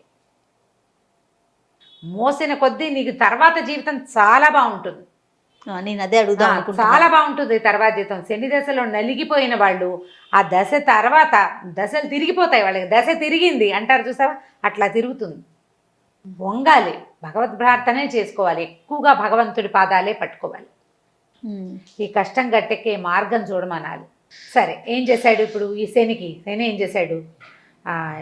ఇంకా కొంచెం ఎక్కువ పరీక్షించాలి. ఆ ఊరి రాజుగారి అంతఃపురంలో దొంగతనం జరిగింది. అంతఃపురంలో ఆయన దొంగతనం జరిగినటువంటి వస్తువులు మూటగట్టి ఎక్కడ ఈ ఆనందకోనుడు పడుకుని ఉన్నాడో పూరి గుడిసెలో అక్కడ తెచ్చిపెట్టాడు దొంగ. చూసారా? ఆ పని చేయించాడు ఆయనే చేయించాడు, అది కల్పించాడు. అది వాళ్ళేమో దొంగని వెతుక్కుంటూ వచ్చారు. దొంగ ఇటే వచ్చాడు, కనపడుతున్నాడు. మామూలుగా దొంగలు అసలు కనపడతారు? కనిపించరు, మాయమైపోతారు. కానీ ఇక్కడ కనిపించాడు వాడు. ఎక్కడి నుంచి కనిపించాడు? అంతఃపురం నుంచి ఊరంతా తిరిగి ఈ గొల్లలు, వీళ్ళు గొర్రెల కాపర్లు ఎక్కడ, గొల్లలు కాదు వీళ్ళు, గొర్రెల కాపర్లు ఎక్కడున్నారు? ఓ నది తీరాని ఉన్నారు. అక్కడికి ఆ నది కొంచెం ఊరికి దూరంగా ఉంది. అక్కడ దాకా లాక్కొచ్చాడు ఆ దొంగ వీళ్ళని, సైనికుల్ని. ఈ గదిలోకి వెళ్ళి అతన్ని దాంట్లో పడేసేసి వెళ్ళిపోయాడు. ఆ దొంగ కూడా సమున్నతాకారుడు. ఇక్కడ పడుకున్న ఆనందకోణుడు సమున్నతాకారుడే. మరి గమ్ముకొని దూరం నుంచి చూస్తే ఓ పొడుగాటి మనిషి చేతులు ఊపిస్తూ పరిగెడుతున్నాడు. పొడుగాటి చేతులు, ఇంత పొడుగువాడు, ఎత్తు, వాడికి మీసాలు ఉన్నాయి, గడ్డాలు ఉన్నాయి, జుట్టు ఉంది, అవే కనపడతాయి చీకట్లో. అంతకంటే ఏం కనిపిస్తాయి? ముక్కు మూతి కనపడవు కదా, ఒడ్డు పొడుగు కనపడతాయి. ఒడ్డు పొడుగు కనపడుతోంది. వీళ్ళంతా వెతుక్కుంటూ ఇక్కడికి వచ్చారు. ఈ పాకలోకే ప్రవేశించాడన్నారు. ఆ పాకలో ఆనందకోణుడు నిద్రపోతున్నాడు. ఆయన పక్కన మూట పెట్టుంది. ఏ దొంగ అయినా మూట పక్కన పెట్టు పడుకుంటాడు. ఆ పాయింట్ వాళ్ళు పట్టుకోలేదు, ఈయన పట్టేశారు. అందరూ అతనికి ఏమనుకున్నాడంటే, ఈ గొర్రెల వాళ్ళంతా ఇతన్ని గౌరవించేవాళ్ళు. ఇతని ముఖవర్చస్సు, అతని పద్ధతికి వాళ్ళెవ్వరూ ఏమీ అనేవాళ్ళు కాదు. చాలా ప్రీతి నేర్పేవాళ్ళు. ఆ ప్రీతిని చెడగొట్టాలి. ఆ శని దశలో అట్లాగే చీత్కారాలు వస్తాయి బంధువుల నుంచి కూడా. పాపం బంధువులు, స్నేహితులు ఎవ్వరూ దగ్గరికి రానివారు. అందరితోటి విరోధం వస్తుంది, అందరూ దూరం పెడతారు. ప్రతి వాళ్ళ చీత్కారము పడాల్సి వస్తుంది. ఈయనకు అట్లా వచ్చింది పాపం. ఈ గొర్రెల వాళ్ళు ఆశ్చర్యపోయి, ఇదేంటి మంచివాడు అనుకున్నావు, ఈయన దొంగ, నిశ్శబ్దంగా ఉంటున్నాడు, ఈ పని చేశాడా అన్నారు. సైనికులు వచ్చి పట్టుకుపోయారు. రాజుగారు ఆశ్చర్యపడి, ఈయన దొంగ ఏమిటి, మనిషి చూస్తే ఇట్లా ఉన్నాడు, సార్వభౌమ లక్షణాలు ఉన్నాయి. ఆ కిరీటం పెట్టుకునే చోట, ఆ భుజకీర్తులు ఉండే చోట గుర్తులు ఎవరికి ఉంటాయి? మామూలు వాడికి ఉండవు. మణుల ఒరిపిడి ఉన్న గుర్తు వేరు. ఈయన అట్లా కనపడుతున్నాడు. మనిషి చూస్తే మంచి కళైన మొహం, మంచి వర్చస్సు, మాట గంభీరం. ఇది ఎట్లా ఉందంటే ఉరుగుతున్నట్టుగా ఉంది, మేఘగా గంభీరంగా ఉంది కంఠస్వరం కూడా. ఈయన ఎందుకు దొంగ అవుతాడు అని ఆశ్చర్యపోయారు. రాజుగారు డైరెక్ట్గా అడిగాడు, అయ్యా తమరే దొంగతనం చేశారా అంటే, ఇప్పుడు ఏం చేస్తాను నేను కాదన్నా ప్రయోజనం లేదు. మరి వస్తువు దొంగ ఒకచోటే దొరికినప్పుడు ఇంకా నేను చెప్పుకునేదేముంది, మీరు ఏం చేస్తే అది చెయ్యండి అన్నాడు. దానికి కూడా వడంబడిపోయాడు. ఇక అంతే దీపవాలని. రాజుకి మనసు ఒప్పలేదు, ఏం చేయాలో తెలియట్లేదు. సరే, మిగిలిన వాళ్ళని న్యాయాధికారులను అడిగారు. ఏం చేయాలంటే, దొంగ చేస్తానని చేసిన వస్తువుతో పట్టుపడితే ఎడం కాలు ఎడం చెయ్యి కొట్టేయాలి. కాలు చెయ్యి కొట్టేశారు. అయ్యయ్యో. ఎడమ కాలు ఎడమ చెయ్యి కొట్టేసి అది ఎక్కడ వధ్యస్థానానికి తీసుకెళ్ళి అక్కడ ఎడం కాలు ఎడం చెయ్యి తీసేశారు. ఒక కాలు చేతితోటి అక్కడ పడున్నాడు ఆయన. పురూరవ చక్రవర్తి, అంత గొప్ప చక్రవర్తి. పడిపోయాడు. చెయ్యి కాలు కదలవు. ఆహారం ఎట్లా వస్తుంది? ఏ పని చేయకుండా ఈయనకి ఎక్కడి నుంచి వస్తుంది? ఈ ఊరు తంది కాదు, ఇక్కడ ఎవరుంటారు? ఇక భగవత్ ప్రార్థన చేసుకోవటం మొదలుపెట్టాడు ఆయన. ప్రార్థన చేసి చేసి క్రమంగా ఆయనకి బుద్ధి ఎక్కడ వెలుగు వచ్చింది? సరస్వతీదేవి మీదకి వెళ్ళింది. ఇతను సరస్వతి తీరంలోనే తపస్సు చేశాడు ఊర్వశి కోసం. రెండు సార్లు సరస్వతీదేవిని ప్రార్థించాడు. ఆవిడ ప్రత్యక్షమైంది. ఎట్లా వచ్చిందంటే, ముక్కు లేని ఆడదానిగా వచ్చింది. ముక్కు లేదు సరస్వతికి. ముక్కు కోయబడిన స్త్రీలాగా కనపడింది. ఒక పాత గుడ్డ కట్టుకుని, ఓ నిమ్మకాయ, ఓ నూనె గిన్నె, ఓ చిన్న తెల్లటి గుడ్డ పుచ్చుకుని, ఒక పాత వాడిన చీరతోటి ముక్కు లేని ఒక స్త్రీలాగా కనిపిస్తే ఎవరో అనుకోవాలి. కానీ ఈయన గుర్తుపట్టాడు ఈవిడ సరస్వతిని. అమ్మ వచ్చావా జగజన్ని, నన్ను కరుణించడానికి అన్నాడు. అనేసరికల్లా ఆవిడ, నువ్వు నన్ను గుర్తుపట్టావు చూసావా నాయన, ఎంత వాడికైనా తప్పదు. నాకైనా నా కర్మానుభవం వల్ల, నేను చేయకూడని కొన్ని పనులు చేయటం వల్ల ప్రతివాడికి నన్ను దానం ఇస్తారు. ఏం చేస్తారు? ఒక కవి రాసేస్తాడు కవిత్వం, రాసేసి ఎవడికో ఈ కృతికర్త ఈ కృతిని ఈ కావ్యకని నేను ఎవడికో దానం చేస్తా. ఆ దౌర్భాగ్యుడి హస్తస్పర్శ వల్ల నా ముక్కు ఊడిపోయిందిరా నాయన. ఈ ముక్కుడిగా నీకు కనపడ్డా నువ్వు గుర్తుపట్టావు, నీ తాలూకు భాగ్యవశమే ఇది, సహించుకుని ఉంటున్నావు, సహించుకుని ఉండాలి. అమ్మ ఈ పరిస్థితి మారుతున్నాడు, తప్పకుండా మారుతుంది, మారక తప్పదు. ఈ కొద్ది నాళ్ళు ఇలాగే ఓపికగా ఉండు. ఓపికగా ఉంటే నీ కాళ్ళు చేతులు నీకు వస్తాయి, నీ భార్య సజీవురాలుగానే ఉంది, నీ కుమారులు నీ దగ్గర చేరుతారు. ఇదే కాదు, నీ రాజ్యం కూడా నీకు వస్తుంది. నీకు కావాల్సిందల్లా ఓపిక, సహనం. శనిని భరించడానికి ఓపిక కావాలి. సరే, ఆవిడ ఏం చేసింది, అమృత ఆహారం తీసుకొచ్చి ఈయనకి ఆహారం, ఆయన నూనెను నిమ్మకాయ తెచ్చింది కదా, ఈయన గాయాలు 2 చెయ్యి కాలు లేవుగా, ఆ 2 చోట్ల కాస్త నూనె రాసి కట్టుకట్టి అక్కడి నుంచి ఈయనకి ఆహారం తెచ్చిపెట్టింది. ఆహారం పట్టుకొచ్చింది. అది తిని బతికున్నాడు అనమాట. ఆయన అక్కడే వచ్చే స్థానంలో నడిచి వెళ్ళలేడు, ఓకాలే కదా ఉంది, ఎట్లా నడిచి వెళ్తాడు, అక్కడే ఉండిపోయాడు. అయితే ఆ రోజుల్లో ఆ రాజ్యంలో పరదేశి కావలి శెట్టి అని ఒక శెట్టి గారు ఉండేవాడు. పరదేశి కావలి ఆయన పేరు. అయితే ఈ పరదేశి కావలి ఎప్పుడో వ్యాపారానికి పంపించిన ఒక నావ మునిగిపోయింది, దొరకలేదట. దొరక్కపోయేసరికి ఇక ఆశలు వదిలేసుకున్నాడు ఆయన. సరిగ్గా ఈ వచ్చస్థానం ఈ వ్యవహారం అంతా జరుగుతున్న కాలంలోనే ఆ నావ దొరికింది. ఆ పడవ దాని తాలూకు ఆనుపాన్లు తెలిసినాయి. నా పడవ తీరానికి వచ్చేసింది. కొన్ని కోట్ల రూపాయలు ఉన్నాయట అందులో. దాంతో ఈ పడవ దొరికేసరికల్లా ఆయన చాలా సంతోషించి అందరికీ దాన ధర్మాలు చేస్తున్నట్టు. దాన ధర్మాలు చేస్తూ ఊళ్ళోకి వచ్చాడు. ఊళ్ళోకి వచ్చేసరికల్లా అక్కడ ఏమన్నారు, కొంతమంది సైనికులు వాళ్ళు వీళ్ళు, మీరు ఇంతకు బీదా బిక్కికి దానాలు ధర్మాలు ఎవరికి చేస్తారు, సాధారణంగా బీదా బిక్కికి దానాలు, బ్రాహ్మణ దానం ఒకటి విశేషమైన దానం. ఆ కాలంలో అదే పద్ధతి. అయితే ఇది వజ్రస్థానంలో మొన్న ఒక ఆయన దొంగతనం చేశాడని చెయ్యి కాలు కొట్టేశారు ఒకడున్నాడు, అతనికి ఏదైనా ఇవ్వండి అన్నారు. అనేసరికల్లా సరే ఏదో ఆహార పదార్థం ఇస్తామని వచ్చాడు. వచ్చి చూసేసరికల్లా ఈ కాలు చెయ్యి లేకుండా అక్కడ పడున్న ఆయన చూసేసరికల్లా కరిగి నీరే ప్రవహించేశాడు ఆ పరదేశి. ఏమిటి ఈ మొహం చూస్తే ఆయనకి తెలిసిందనమాట, వీడి మనిషి కాదు, మామూలు వాడు కాదు, సామాన్య మానవుడు, దొంగ 100% కాదు, ఏదో ప్రత్యేకత ఉంది ఈయనలో. ఈయనలో ఉన్న ఆ ప్రత్యేకత ఏమిటో బుద్ధికి ఎక్కడో తగులుతోంది, నోటికి అందటల్లా అది మనసుకు తెలుస్తోంది. ఈయన మామూలు వాడు కాదు, ఈయన గ్రేట్ పర్సనాలిటీ అనేది అర్థమవుతుంది. ఏమిటో తెలీదు, కానీ ఒక ఆకర్షితుడైపోయాడు. ఆకర్షితుడైపోయి దగ్గరకు వచ్చాడు. అయ్యా ఏమిటండి మీ పరిస్థితి ఏంటంటే, కర్మాన్ భవన్ అయినా ఇట్లా అయింది, అదే మాట్లాడుకున్నారు. ఇంతలో సరస్వతీదేవి వచ్చింది ఆహారం పట్టుకుని. ఓహో, ఆవిడ రోజు వచ్చి ఆవిడ 3 పూట్ల ఇతన్ని పోషించింది సరస్వతీదేవి. ప్రతిరోజు ఇలా ముక్కిడిగానే వచ్చేది, ఆ ముక్కు లేని స్త్రీగానే వచ్చేది ఆవిడ. 3 రోజులు 3 పూటల అమృతాహారం తెచ్చిచ్చింది అతనికి. మరి ఆయన చేసుకున్న తపస్సు, సరస్వతి తీరంలో చేసిన తపస్సు ఇట్లా ఫలించింది చూడండి. అదే మరి అతని ఫలితం ఏదో ఒకటి లభించాలి కదా. అందుకని ఎప్పుడు చేసిన పూజ అయినా మనకు అవసరమైన కాలంలో ఏదో రకంగా ఫలిస్తుంది. అదేగా ఎప్పుడు చెప్పుకుంటాం మనం. ఇక ఈ పరదేశి కావాలి ఈవిని గుర్తుపట్టాడు. ఈవిడ మనిషి కాదనిపిస్తోంది అతనికి. మామూలుగా మనకి దేవతలకి చుట్టూతా ఆరా ఉంటుంది, ఒక కాంతి వలయం ఉంటుంది. ఈ మురికిగా ముక్కు లేకుండా వికృత రూపంలో కనపడుతున్న స్త్రీ చుట్టూతా ఉన్న ఒక కాంతి వలయం అతని బుద్ధికి తగిలింది. మరి రాజును ఎట్లా గుర్తుపట్టాడు?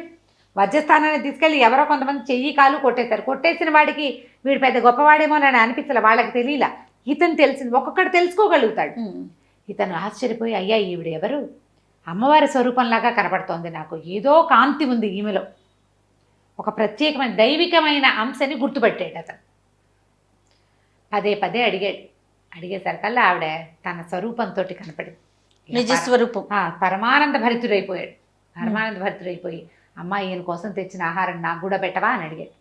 ఆయనకు అన్నం పెట్టి ఈయన కూడా ఒక ముద్ద పెట్టింది. ఆ సరస్వతీదేవి పెట్టిన ఆ ముద్ద తిని ఆ పరదేశి కావాలి రోజు వచ్చి వజ్రస్థానంలోనే కూర్చునేవాడు ఈయన కోసం. ఆయనతో కబుర్లు చెప్పడానికి, ఆయన దేఖభాల్ చేయడానికి అనమాట, బాగా చూసుకోవడం కోసం ప్రతిరోజు వచ్చేసేవాడు. కొంతకాలం తర్వాత ఈయనకి బాగా గాయాలన్నీ మానిపోయిన తర్వాత ఏమన్నాడు, మా ఇంటికి వెళ్ళిపోదాం అని చెప్పి బంగారు పల్లకి తెప్పించి ఈయన అందులో కూర్చోబెట్టుకుని నీ పురూరవణ్ణి తీసుకుపోయాడు ఇంటికి. తీసుకెళ్ళిపోయి తన ఇంట్లోనే ఉంచుకోవటం మొదలుపెట్టాడు. సరే, ఈయనకి ఒక చెయ్యి లేదు, ఒక చెయ్యి ఇక్కడ దాకా లేదు కదా, మొండి చెయ్యి ముందు భాగం లేదు, పట్టుకునేది అవకాశం లేదు, కానీ కొద్దిగా ఉంది. ఈయన ఏం చేసేవాడు, ఇక్కడ కూర్చుని రోజు ఏముంది, ఇప్పుడు వీళ్ళ ఇంట్లో ఉంటున్నాడు, పరదేశి కావాలి చాలా పెద్ద బిల్డింగు, పెద్ద తోట, హాయిగా సంగీత సాధనాలు అన్నీ ఉండేవి, పుస్తకాలు అవి చదివి వినిపించడానికి మనుషులు. ఆయన బాగా కోటీశ్వరుడు కదా, ఈయన సంగీతం పాడతాడు బ్రహ్మాండంగా. సరే వీణలు అవి ఇవి సాధనాలు ఉన్నాయి. ఉంటే ఈయన ఏం చేసేవాడు, వీణ వాయించుకుంటూ ఉండేవాడు. ఒక చెయ్యి ఖాళీగా ఉంది, ఎడం చెయ్యి కదా నరికేశారు, కుడి చేయి బాగానే ఉంది కదా, ఈ కుడి చేతితో వీణ పెట్టేవాడు, ఈ మొండి చేతితోటి ఆ తీగలు సవరించుకునేవాడు. అయితే ఈ రాజుగారికి ఒక కూతురు ఉంది, పుష్పాంజలి అని. ఓహో. ఆ పిల్ల మహా గొప్పగా సంగీతం పాడుతుంది, మామూలు వీణ కాదు, బ్రహ్మాండంగా వాయిస్తుంది, చాలా బాగా పాడుతుంది.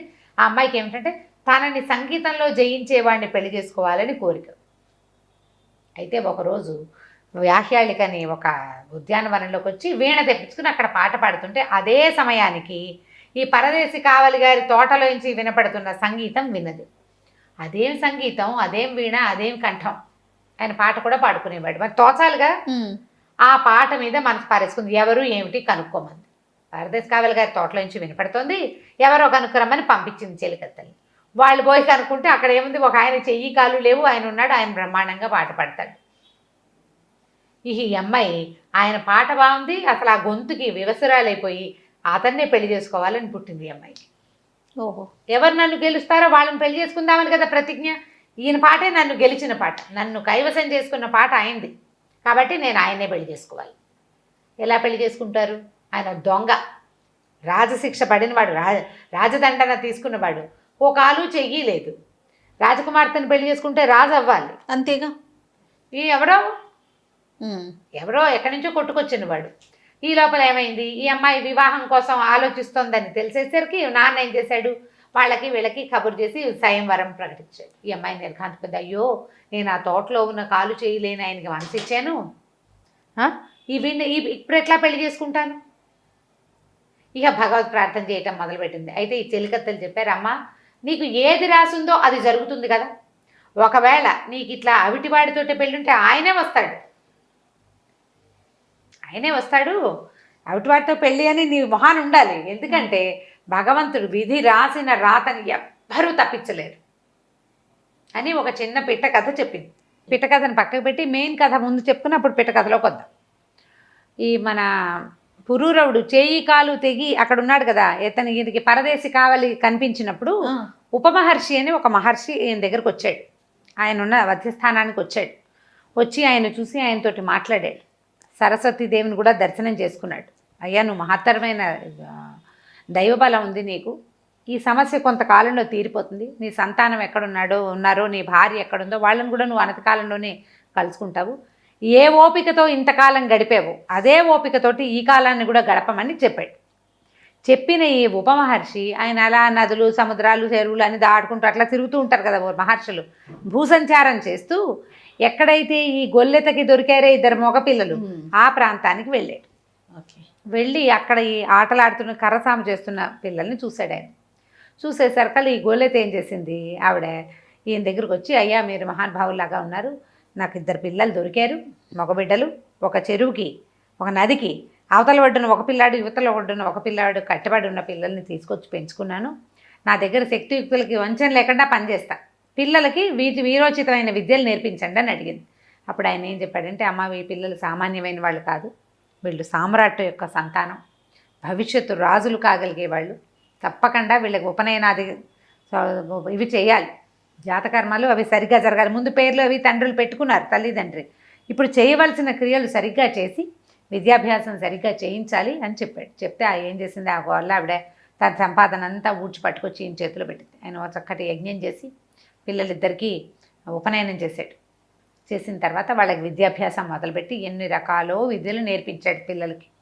నేర్పించి పిల్లలకి చక్రవర్తుల గురించి చెప్పాడు. ఒకసారి సిబి దదీచి ఇట్లా చాలా గొప్ప గొప్ప చక్రవర్తులు ఉన్నారు, ఈ కాలంలో గొప్ప చక్రవర్తి పురూరవుడు. ఆ పురూరవుడు ఎంత గొప్పవాడంటే సేనేశ్వరుడు తనంతటా తను వచ్చి నిన్ను పట్టుకుంటానంటే యవనంలోనే పట్టుకుంటానని ఆయనకి ఒప్పుకున్నాడు.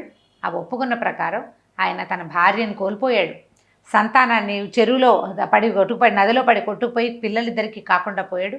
ఇప్పుడు దొంగతనం ఆపాదించబడి చెయ్యి కాలు పోగొట్టుకుని ఒక దుర్భరమైన జీవితాన్ని అనుభవిస్తున్నాడు అని చెప్పేసరికి ఆ పిల్లలకి ఆ కథ వింటుంటే, ఎవరి కథ అయినా వింటుంటే మనకు దుఃఖం వస్తుంది. ఓ దుఃఖపడి బాగా బాధపడి ఏడ్చారట పిల్లలిద్దరు. ఏడ్చి శనీశ్వరుడు అంత దుర్మార్గుడా? శని దేవుళ్ళలో ఒకడు కదా, సూర్యదేవుని స్వయంగా సూర్యుని కుమారుడు. తండ్రి పిల్లగా ప్రపంచానికి మేలు చేసినట్టుగా శనీశ్వరుడు ఎందుకు చేయడు మేలు అంటే, ఈయన ఏం చెప్పాడంటే, ఇది మేలు కాదని అనుకోకూడదు, ఇది కూడా మేలే. ఈయన ప్రజ్ఞని ప్రపంచానికి చాటి చెప్పటమే.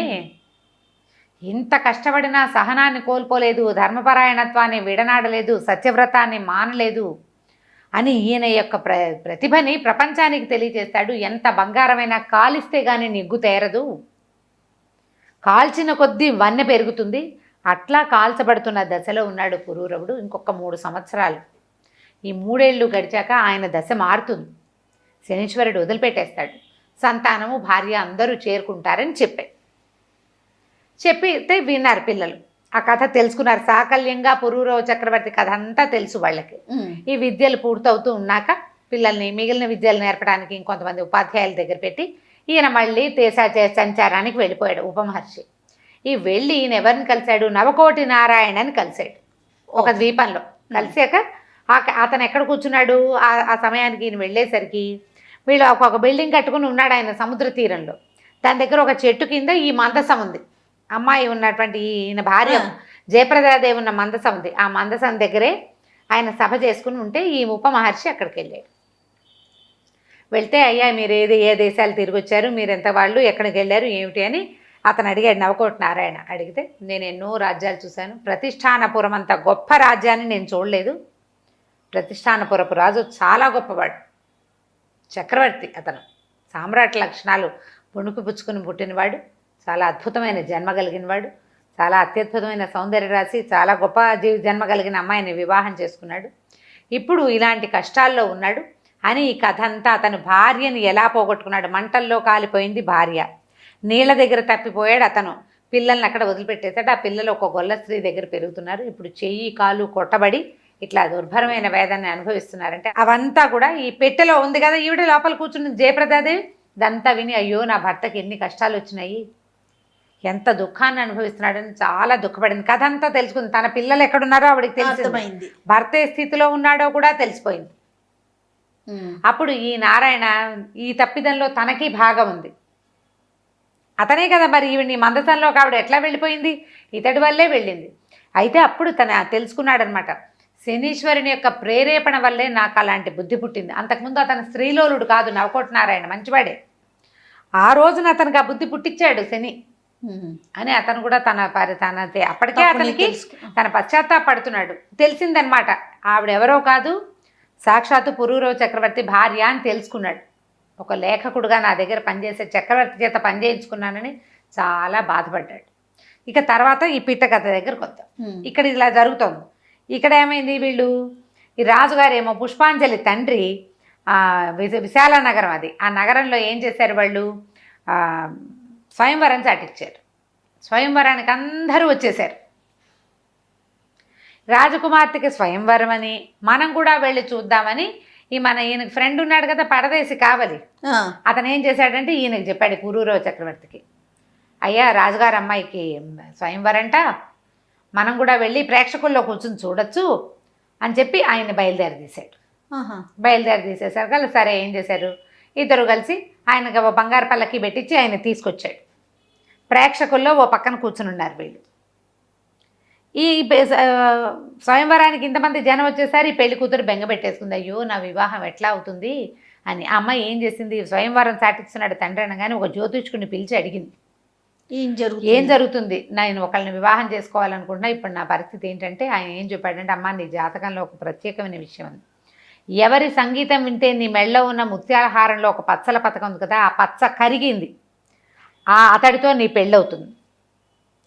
నీ అంతఃపురంలో ఎండిపోయిన ఒక చెట్టు చిగిర్చింది, ఎవరి సంగీతం వల్ల చిగిరిచిందో వాడితోటే నీ పెళ్ళవుతుంది అని చెప్పాడు. ఇప్పుడు మెళ్ళలో ఒక పద్మరాగమణి, పచ్చ అంటారు కానీ పచ్చ కాదు, ఒక పద్మరాగమణి ఉంది, ముత్యాల దండ, ఒక ఎర్రటి ఉంటుంది, అది కరిగిపోయిందట రాయి ఆయన సంగీతం విని. అంత అద్భుతమైన సంగీతం, అలాంటి వీణ అనమాట అది. ఆ చెట్లు, ఎండిపోయిన చెట్లు కూడా చిగిర్చినాయి. ఈవిడికి ఆశగానే ఉంది, జ్యోతిష్కుడు చెప్పాడు, కానీ ఇంతమంది వస్తే వీళ్ళలో పెళ్లి కొడుకేడి, తనకు కావాల్సిన వాడు ఉండడు, అసలు చూడలేదు. ఆయన ఇది కాదు, ఆయన రాజు కాదు, అతన్ని పిలవరు వీళ్ళు, ఎట్లా స్వయంవర మండపంలో నాకు అతనితో పెళ్ళవుతుంది అని దిగులు పెట్టుకుంది. అప్పుడు చెలికథ ఏం చెప్పిందంటే, ఒక పెట్ట కథ చెప్తాను. బ్రహ్మదేవుడి ఆ రాత గనక ఉంటే దాన్ని తప్పించగలిగేవాడే లేడు. పూర్వం ఇదే విశాల నగరంలో ఓ రాజుగారు ఉండేవారు. ఆయనకు పిల్లలు కలగల చాన్నాళ్ళు. భార్య ఆయన ఎంతో తపస్సు చేస్తే పరమేశ్వర వరప్రసాదంగా ఓ కూతురు పుట్టింది. పిల్ల కొంచెం పెద్దదయ్యాక రాజుగారు రాణిగారు ఇద్దరు పెళ్ళికి సంకల్పించారు. రాణిగారేమో తన మేనల్లుడికి ఇవ్వాలనుకుంది, రాజుగారు తన మేనల్లుడికి ఇవ్వాలనుకున్నారు. ఏం చేశారు, రాజుగారి మేనల్లుడు పెళ్ళికి తరలొచ్చేశాడు, రాణిగారి మేనల్లుడు తరలొచ్చేశాడు. ఈ పిల్లని ఎవరు ఇచ్చి పెళ్లి చేస్తారు? ఇంతలో దేవతలంతా ఆకాశంలో చేరి చూస్తున్నారు. బ్రహ్మదేవుని అడిగారు, అయ్యా వీళ్ళిద్దరిలో ఎవరితో పెళ్ళి అవుతుంది తాత అని అడిగారు. తాత ఏం చెప్పాడంటే, వీళ్ళిద్దరితోటి అవదరా, వీడికి ఈ పిల్లకి హిమాలయాల్లో ఒక కుష్ఠరోగి ఉన్నాడు, వాడితో పెళ్ళి అవుతుంది అన్నాడు. అనేసరికి ఇదేమిటి, పెళ్లి కొడుకులు ఇద్దరు సిద్ధంగా ఉంటే వాడెవరితోటో పెళ్ళి అవుతుందంటాడు తాత. ఈ రాచకన్యకి కుష్టివాడితో పెళ్ళేమిటి, పైగా వీళ్ళు ఉన్నది ఎక్కడ, హిమాలయాలు ఎక్కడ ఉన్నాయి, ఇక్కడి నుంచి అక్కడికి ఎట్లా వెళ్తుంది, పోనీ వాడెట్లా వస్తాడు, కుష్టి వ్యాధి అంటే వాడు నడవలేడు తిరగలేడు, సభ్య సమాజంలోకి వచ్చేవాళ్ళు కాదు, తాత భలే చేస్తున్నాడు అని అనుకుని, సరే ఏం చేశారు, ఈ కుష్టి వ్యాధిగ్రస్తుడు ఒకడు ఉన్నాడు కదా హిమాలయాల్లో ఉన్నాడు, వాడిని అక్కడి నుంచి తీసుకెళ్ళి గరుకుమంతుడికి చెప్పారట.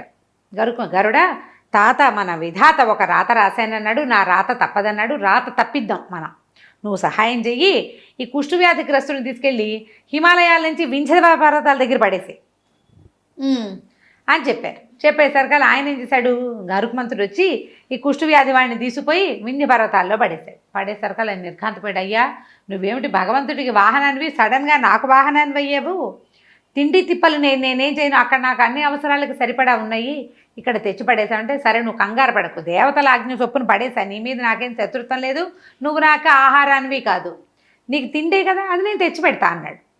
సరే ఇంతలో ఏమైంది, ఇక్కడ ఈ రాజకన్య దగ్గర రాజుగారి మేనల్లుడు పెళ్ళికి తరలిచ్చేసాడు, రాణిగారి మేనల్లుడు కూడా వచ్చాడు.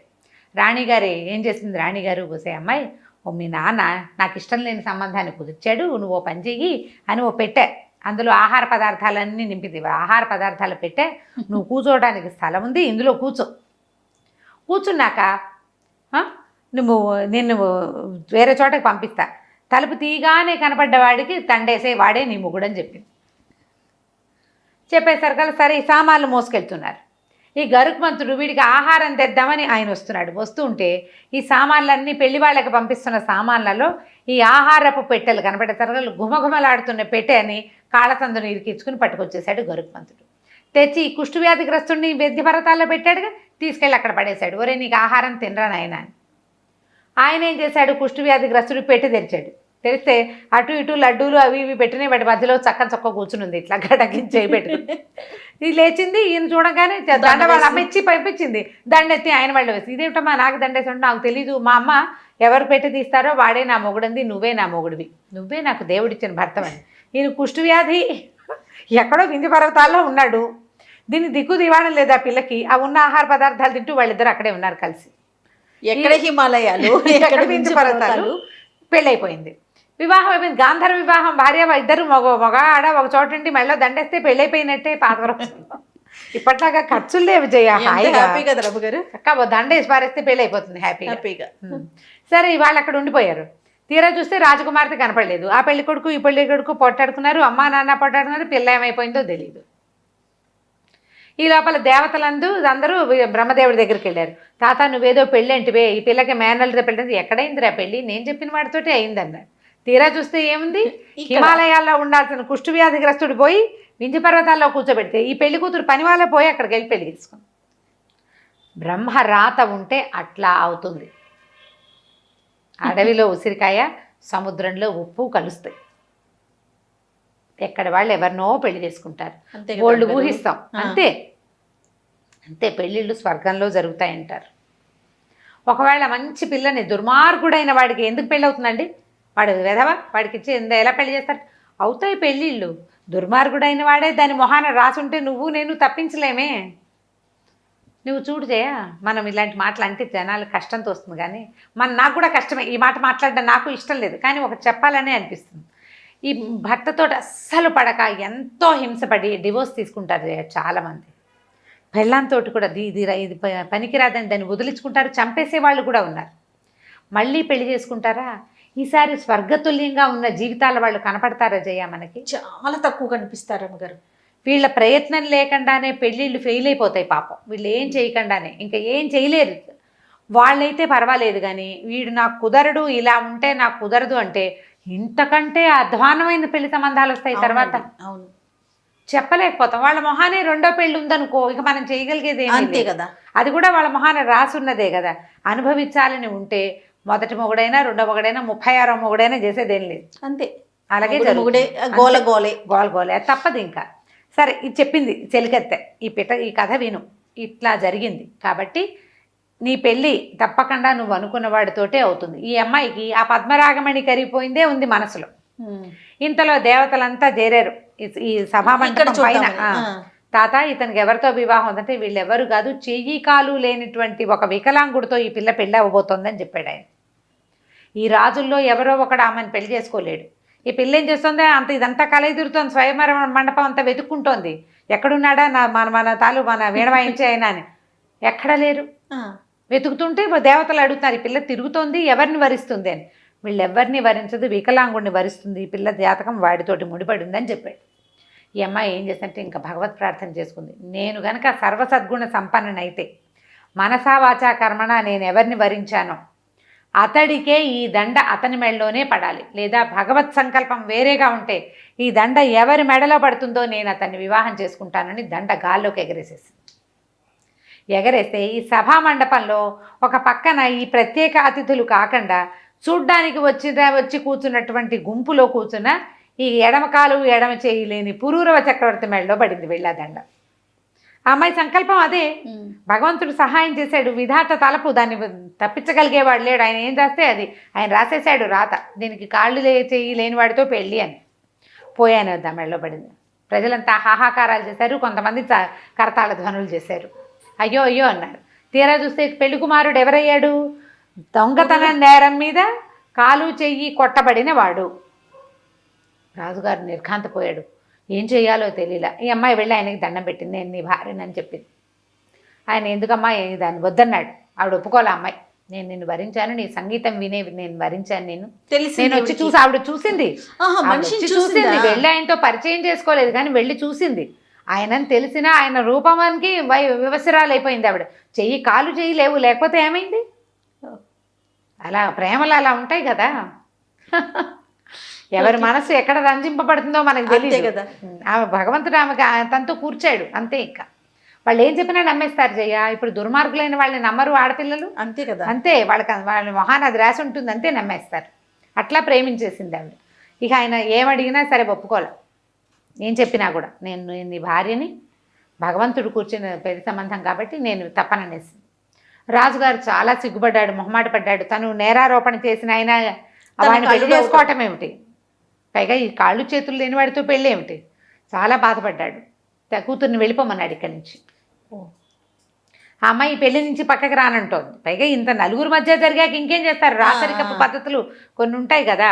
దాంతో నగరాల నుంచి వెళ్ళిపోవాలనుకుంది.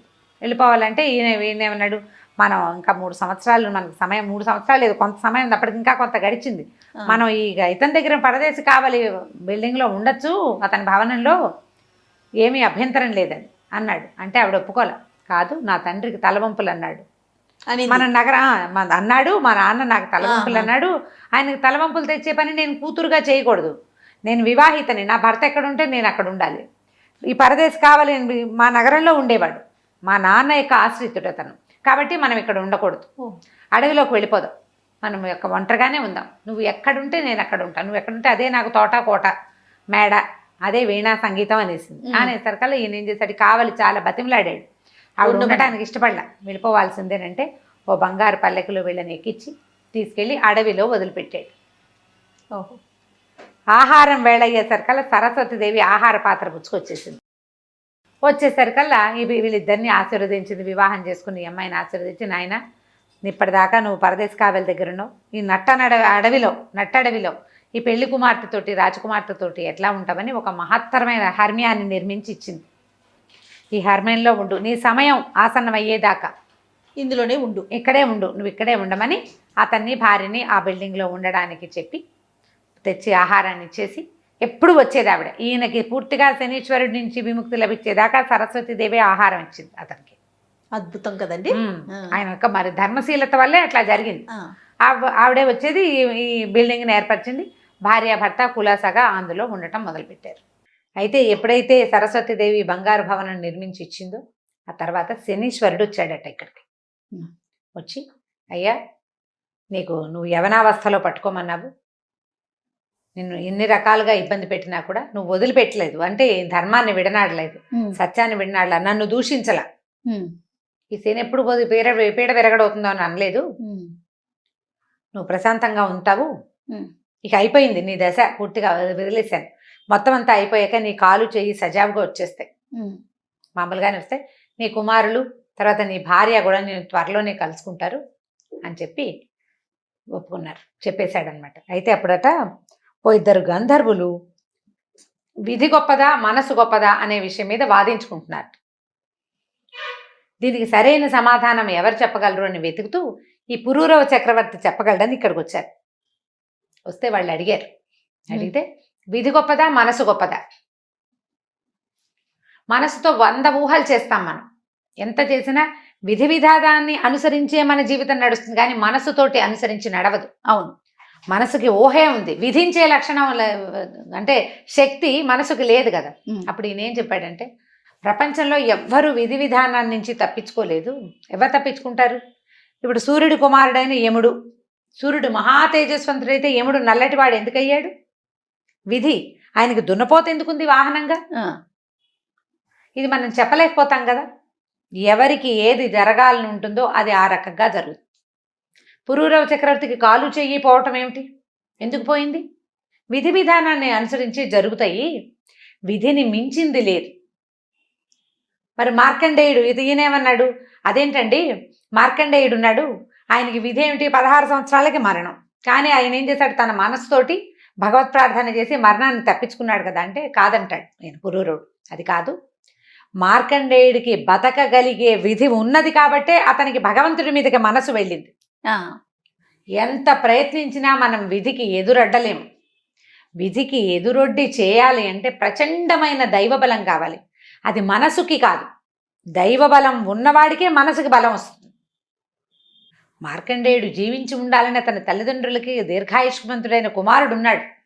మార్కండేయుడి యొక్క జీవుడికే దీర్ఘాయుష్మంతుడిగా ఉండే లక్షణం ఉంది. ఇట్లాంటి ఒక మారకం ఉన్నప్పటికీ ఆయన పరమేశ్వరుని ఆశ్రయించి దాన్ని తప్పించుకున్నాడు. చెప్తే వాళ్ళు చాలా సంతోషించారు. చాలా బ్రహ్మాండంగా చెప్పావని ఎంతో ప్రైజ్ చేశారు. ఆ సమయంలోనే శనేశ్వరుడు వచ్చి ఈయనకి కాళ్ళు చేతులు ఇచ్చేశాడు. బ్రహ్మ విష్ణు మహేశ్వరులు ముగ్గురు ప్రత్యక్షమయ్యారట. ఈయనకి అన్ని శుభ లక్షణాలని ఇచ్చారు. ఇతనిని చూస్తే చాలు జబ్బులు తగ్గిపోయేలాంటి లక్షణాన్ని కూడా ఈయనకి ఇచ్చారు. ఎందుకంటే ఇలాంటి శనీశ్వరుడికి ఎదురొడ్డి ఇన్ని సంవత్సరాలు 7 సంవత్సరాల సుదీర్ఘ కాలాన్ని అట్లా మాట అనకుండా ఈ వచ్చిన శని బాధని అతను బిగబట్టుకుని పూర్తి చేసినందుకు ఆయనకు అట్లాంటి వరం ఇచ్చి వాళ్ళు ముగ్గురు మాయమైపోయారు. అయితే ఆ రోజు సాయంకాలం సరస్వతీదేవి ఆహారాన్ని తీసుకొచ్చింది. రోజు వస్తుంది కదా ఆవిడ, తీసుకొచ్చి ఈవిడ వెళ్ళిపోతుంటే చుట్టుపక్కల వాళ్ళు ఎవరో అడిగారు. ఆ గ్రామాలు అంటే అడవి దాటి వెళ్తూ ఉంటే అడిగారు. అడవిలోకి వచ్చిన వాళ్ళు కొంతమంది, అమ్మ ఎవరివి నువ్వు, ఎక్కడికి వెళ్తున్నావు? రోజు వస్తున్నావు, నువ్వు ఆహారం పట్టుకొచ్చి వెళ్తున్నావు, నిన్నెప్పుడు మేము చూడలేదు, పైగా ఇది వరకు లేదు ఈ అడవిలో ఈ బంగారు భవంతి. ఈ బంగారు భవంతి ఎవరిది? ఎవరికి కోసం నువ్వు వచ్చి వెళ్తున్నావు ఇక్కడికి అని అడిగేసరికి ఆవిడ ఏమందంటే, ఈ భవనంలో ఉన్నవాడు చాలా గొప్ప వ్యక్తి, అతన్ని చూస్తేనే గుడ్డివాళ్ళకి కళ్ళు వస్తాయి, జబ్బు చేసిన వాడికి జబ్బు తగ్గిపోతుంది, డబ్బు లేని వాడికి డబ్బు వస్తుంది, అతని దర్శనమే చాలా గొప్పది, కావాలంటే వెళ్ళి దర్శించుకోండి అని చెప్పి వెళ్ళేసరికల్లా ఈ ఊళ్ళో నుంచి ఎవరి ఊరి నుంచి, ఇది మామగారి ఊరు విశాలానగరం నుంచి ఒక్కొక్కళ్ళు అనారోగ్యస్తులు, ముసలి వాళ్ళు, ఓపిక లేని వాళ్ళందరూ వచ్చి ఈయన్ని దర్శనం చేయటం మొదలుపెట్టారు. పుష్పాంజలి కూడా తన భర్త యొక్క గొప్పతనాన్ని అంతా స్వయంగా దగ్గర నుంచి తెలుసుకుంది కదా, ఆయనతో హాయిగా ఆనందాలు అనుభవిస్తూ ఆవిడ ఆయనతో పాటే ఉంది. ఈ ప్రజలంతా ఇలా వెళ్ళి ఆరోగ్యవంతులు అవుతున్నారు. రాజుగారు తెలుసుకుంటున్నాడు. ఏమన్నాడు భార్యతోటి, మన అమ్మాయి కూడా కాలు చెయ్యి లేని వాడిని పెళ్లి చేసుకుంది, ఎక్కడుందో మన పిల్లకు కూడా మేలు జరుగుతుందేమో, మనం కూడా వెళ్ళి చూసొద్దామన్నాడు. కాకపోతే ఈ ఎవరినో రాజుగారు వెళ్ళి స్వయంగా చూడడం అంత గొప్పగా ఉండదు. అందుకని ఏమనుకున్నారంటే మృగయా వినోదం కోసం వెళ్దాం అడవిలోకి, ఏదో కాకతాళీయంగా వచ్చినట్టుగా చేద్దామని అనుకున్నారు. అనుకున్న తర్వాత సరే ఈయన ఏం చేశాడు, భార్య భర్త ఇద్దరు కలిసి కొంత పరివారంతో అడవిలోకి వెళ్ళారు, ఏదో వేటాడారు. తర్వాత ఈ భవంతి దగ్గరకు వచ్చారు. వస్తే ఆయన వీళ్ళు చూస్తున్నారు బయటుండి. ఒక కుంటిగా నడుస్తున్నవాడు ఒకడు లోపలికి వెళ్ళి మామూలుగా నడుచుకుంటూ వచ్చేస్తున్నాడు. జనాలు విషాదంగా ముఖాలతో లోపలికి వెళ్ళిన వాళ్ళంతా సంతోషంతో బయటకు వస్తున్నారు. ఇక్కడ చాలా విశేషం ఏదో ఉందని లోపలికి వెళ్ళారు వీళ్ళు కూడా. పురూరవుని వాళ్ళు గుర్తుపట్ల. వాళ్ళు చూసిన మనిషి ఎవరు, సామాన్యమైన బట్టలతోటి, ఓ కాలు చెయ్యి లేనివాడు, నగలు అలంకారాలు లేనివాడిని చూశారు వాళ్ళు. ఆయనకు వెళ్ళి నమస్కారం చేసి, అయ్యా ఈ దేశాన్ని వెళ్ళే రాజును నేను, మరి మా అమ్మాయి కొంతకాలం క్రితం ఒక చోరుడుగాని ముద్రపడిన, కాలు చెయ్యి నా చేతే శిక్ష విధింపబడి శిక్షను అనుభవిస్తున్న ఒక వ్యక్తిని పెళ్లి చేసుకుంది. నా కూతురు ఏమైపోయిందో, అతను ఎక్కడికి వెళ్ళిపోయాడో నాకు తెలియదు. దయచేసి మీరు నా అనుపానులు తెలియజేసి నా పిల్లని రక్షించండి అని అడిగేసరికల పక్కపక్క నవ్వెట్టు ఆయన పురూరవుడు. నవ్వేసరికల పుష్పాంజలి దేవి లోపల నుంచి బయటకు వచ్చింది. తల్లిదండ్రిని చూసి దండం పెట్టింది. అయ్యా నాన్న, మీరు నేను మీ కూతుర్ని ఎలాగైతే మీరు నన్ను వెనక్కి పంపించేశారు, ఏమనుకున్నారు, ఒక కాలు చేయి లేదు చోరుడు అనుకున్నారు. మీరు ఆ చోరుడి దగ్గరికే వచ్చారు. మీరు చోరుడు అనుకుంటున్న మీ అల్లుడు సామాన్యుడు కాదు. ఇతని దర్శనంతో సర్వపాపాలు నశిస్తాయి. శనీశ్వరుడు ఈయనకి వరం ఇచ్చాడు. నీ కథను విన్నవాళ్ళు, నీ విషయం తెలుసుకున్న వాళ్ళకి నా బాధలు తక్కువగా ఉంటాయి. అదృష్టవంతులైన వాడికి నేను అసలు పట్టనన్నాడు. పైగా ఏకమండలం 56 రాజ్యాల రాజులందరూ కూడా కప్పాలు కట్టేటువంటి గొప్ప సార్వభౌముడు ఈయనని పరిచయం చేసి ఆయన వాళ్ళు నిర్ఘాంత పేరు. పురూరవుడు తెలుసు వాళ్ళకి, ఆయనే ఈయన తెలియదు. ఇక మహా ఆనందంతో ఇక పొంగిపోయారు. వీళ్ళు అక్కడ ఉండగానే సరస్వతీదేవి కూడా వచ్చింది. ఆవిడని చూసి మరీ ఆనందంతో పొంగిపోయారు. ఎంత అత్యద్భుతమైన సంగతి. అయితే ఇప్పుడు ఏం చెప్పిందంటే, నీ కుమారులు నీ భార్య కూడా త్వరలోనే దగ్గరకు వచ్చేస్తారు నీకని చెప్పింది. ఈ సంగతి తెలుసుకున్నాడు. ఇతని స్నేహితుడు ఉన్నాడు, పరదేశి కావలి, అతను కూడా పరిగెత్తుకుంటూ వచ్చాడు. వీళ్ళే వాళ్ళు అని తెలిసి ఈయన్ని కావలించుకున్నాడు. చాలా సంతోషించాడు. సంతోషించి ఈ పరదేశి కావలి చాలా కోటీశ్వరుడు కదా అతను ఈ విశాల నగరపు రాజు, ఇవి పుష్పాంజలి తండ్రి ఇద్దరు ఆలోచించుకుని అడవంతా బాగు చేసి ఒక నగర నిర్మాణం చేయించారు. అక్కడ వీళ్ళ బంగారు భవనం కాకుండా అన్ని తోటలు దొడ్లు ఏర్పరిచారు, దారులు ఇళ్ళు వాకిళ్ళు అన్ని ఏర్పరిచారు. ఆ కావలి కూడా ఇక్కడే ఉండటం మొదలుపెట్టాడు చాలా విశేషంగా. అయితే ఇక్కడ ఒక సామ్రాజ్యం ఏర్పడింది అనమాట. ఒకనాడు ఒక సన్యాసి వేషంలో ఉన్న ఒక ఆయన వచ్చాడు. ఈయనెవరు, శుచిమంతుడు అతని పేరు. ఇతను పురూరవ చక్రవర్తి యొక్క ప్రధానమంత్రి. ఆయన ఆ రోజు ఈయన ఏం చేశాడు, భార్య పిల్లలిద్దరిని ఎత్తుకుని బయటకు వచ్చేసాడు కదా. అయితే రాజ్యాన్ని వీళ్ళు కొంత రక్షించుకున్నారు. పరాయి రాజ్యం పరాయి రాజు పాలవకుండా రాజ్యాన్ని రక్షించుకున్నారు. రాజు కోసం వెతికితే పిల్లలు లేరు, తల్లి లేరు, ఎవరు లేరు. ఎంత వెతికినా రాజు జాడ దొరకల. ఆయన సకుటుంబంగానే వీళ్ళని వెతకడానికి బయలుదేరాడు. ఇక కొంత మేర వెళ్ళిన తర్వాత కుటుంబాన్ని దిగవిడిచి సన్యాసి వేషధారణతో వెతుక్కుంటున్నాడు. అయితే ఇక్కడ ఒక బంగారు నగరం ఏర్పడిందని, బంగారు భవంతితోటి ఒక నగరం ఏర్పడిందని, ఆ నగరంలో ఉన్న రాజును గనక చూసిన వాళ్ళకి అన్ని సమస్యలు తీరిపోతాయని విని ఈయన ఒకవేళ ఆయన మా పురూరవుడేమోనని అనుమానంతో, పురూరవుడు అని పేరు మాత్రం బయటికి రాల, ఇక్కడ ఒక రాజు ఉన్నాడని తెలిసి ఆ శుచిమంతుడు వచ్చాడు ఇక్కడికి. వచ్చి ఆయన ఎదురుపడేసరికల్లా ఒకళ్ళనొకళ్ళు గుర్తుపెట్టారు, కావలించుకున్నాడు. శుచిమంతా, ఏమిటి సన్యాసి అయిపోయావా, నువ్వు సన్యాసం తీసుకున్నావా అంటే, కాదు ప్రభు, ఇది మారువేషమే, మీకోసం వెతుక్కున్నాం. ఆ రోజు రాత్రి మీరు మహారాణి వారు శ్రీయుతులు కుమారులు ఎవరూ కనపడలేదు, ఎన్ని విధాలు వెతికినా దొరకలేదు, మీకోసం వెతుకుతూ ఆ రాజ్యంలో ఉండలేక వెతుకుతూ వచ్చానని ఇక్కడికి వచ్చానని చెప్పాడు. శుచిమంతుడిని తనతోటే ఉంచుకున్నాడు. అతని కుటుంబాన్ని రప్పించారు. ఇంతలో ఏమైంది, ఒక గొల్లెత్తి దగ్గర పెరుగుతున్నారు రాజకుమారులు ఇద్దరు. వాళ్ళకి చక్కగా అన్ని అస్త్రవిద్యలన్నీ పట్టుబడ్డాయి. అయితే వాళ్ళకి ఉపగ మహర్షి చెప్పాడు ఈ పురూరవుడి కథ చెప్పి, ఆ పురూరవుడే మీ తండ్రి అని ఉపదేశించాడు వాళ్ళకి. అయితే వీళ్ళు పురూరవుడు ఎక్కడున్నాడో ఎవరికి తెలియదు. ఆయన శని బాధల్లో ఉన్నాడు. ఎక్కడున్నాడు? ఈ పిల్లలిద్దరు తల్లికి ఏమన్నారా, పెంపుడు తల్లికి, అమ్మ ఇంత విద్య నేర్చుకున్నాం, ఎక్కడైనా ఎవరి దగ్గరైనా పని చేస్తే కదా మా విద్యకి రాణింపు, గుర్తింపు ఎట్లా వస్తుంది, మన ఊళ్ళోనే మనం ఉంటే గుర్తింపు రాదు, బయటికి వెళ్ళాలి, ఎక్స్ప్లోర్ చేస్తే కదా. అందుకని ఆమెను ఒప్పిస్తే ఆవిడ ఏం చేసింది, సరే బాగా బతిమలాడింది, వద్దునైనా వెళ్ళిపోద్దు అంటే, ఎప్పటికీ నువ్వు మా పెంపుడు తల్లివే, మేము ఎక్కడికి వెళ్ళినా మళ్ళీ నీ దగ్గరికే వస్తాం, లేదా నిన్ను మా దగ్గరికి రప్పించుకుంటామని ఒప్పించారు. ఒప్పిస్తే సరే అందరూ రాజులను చూసుకుంటూ ఏ రాజు దగ్గరైనా పనికి కుదరాలని పెట్టుకున్నారు. అన్ని రాజ్యాలు చూస్తూ ఇక్కడ ఒక కొత్త రాజ్యం ఏర్పడిందని, ఈయన మహానుభావుడైన రాజు అని తెలుసుకున్నారు. ఇక్కడికి వచ్చారు. ఈ పిల్లల్ని చూసేసరికి ఈయనకి జ్ఞాపకం వచ్చింది, గుర్తుపెట్టాడు. ఆయన కానున్నది కావాలి, ఎప్పటికవుతుందో ప్రపంచం అంతా తెలుసుకోవాలి కదా. సరే ఏమన్నాడు, ఈ కుమారులిద్దరిని ఏమిటి అని కనుక్కున్నాడు. మేము శస్త్ర విద్యలన్నీ అభ్యసించాం, మనిషికి ఒక్కొక్క 2000 మాడల చొప్పున జీతంగా ఇవ్వండి, మీ దగ్గర పనిచేస్తా ఉన్నారు. సరే వీర బాలకుమారుల్లాగా ఉన్నారు. ఓ 13-14 సంవత్సరాల వయసు ఉంటుంది, అంతకంటే లేదు కదా. 13 ఏళ్ళు కూడా లేవు, 12-13 ఏళ్ళు ఉన్నాయి అంతే. సరే ఉంచుకున్నాడు తన దగ్గర. ఈ పిల్లలిద్దరూ ఇక్కడ ఉద్యోగం చేయటం మొదలుపెట్టారు. ఏ పని చెప్తే ఆ పని చేస్తారంటే రాజోద్యోగులుగా ఉంటే కాపలాలు, ఎవరినైనా రక్షించటము, అలాంటి వ్యవహారాల్లో ఉన్నారు. ఇంతలో ఏమైందంటే ఇక్కడికి ఈ కుమారులిద్దరూ ఇక్కడ ఉండగానే తల్లి ఆచూకీ ఎలా తెలిసిందో మనం వచ్చే భాగంలో తెలుసుకుందాం. అబ్బాయిలిద్దరూ తండ్రి దగ్గరకు వచ్చారు. ఇంకా తల్లి రావాలి. తండ్రి కొడుకులు అన్న విషయం ఏం వివరంగా తెలియలే. తల్లి ఎక్కడో ఉంది. ఇద్దరు ఏంటంటే మేము నీ దగ్గర పనిచేస్తాము, మమ్మల్ని ఉంచుకో, మాకు ఇన్ని విద్యలు వచ్చంటే పిల్లల్ని గుర్తుపెట్టాడు. ఆయన తన కుమారులాగా ఉన్నారనుకున్నాడు. కాలం చెప్పాలి అవునా కాదా అనేది. ఎవరు చెప్తారు? మీరు మా అబ్బాయిలేనా అని అడిగితే పిల్లలకి తెలియదు కదా. ఆయనేమో తను ఒక నదికి ఓ పక్కన ఒకడిని, రెండో పక్కన ఇంకోటి కట్టేసి వెళ్ళిపోయాడు. సరే పిల్లలిద్దరిని చేర్చుకున్నాడు. చెరుకో 2000 వరహాలు జీతాలు ఇచ్చి అట్ట పెట్టుకున్నాడు. సరిగ్గా అదే సమయంలో నవకోట నారాయణ ఇక్కడికి తిరిగి వచ్చాడు. అతను ఏం చేస్తున్నాడు, సముద్ర తీరంలో జయప్రదాదేవి ఎందులో అయితే ఎంటర్ అయిందో ఆ పెట్టే ఆ మందసాన్ని కాపాడుకుంటూ అక్కడే ఉన్నాడు.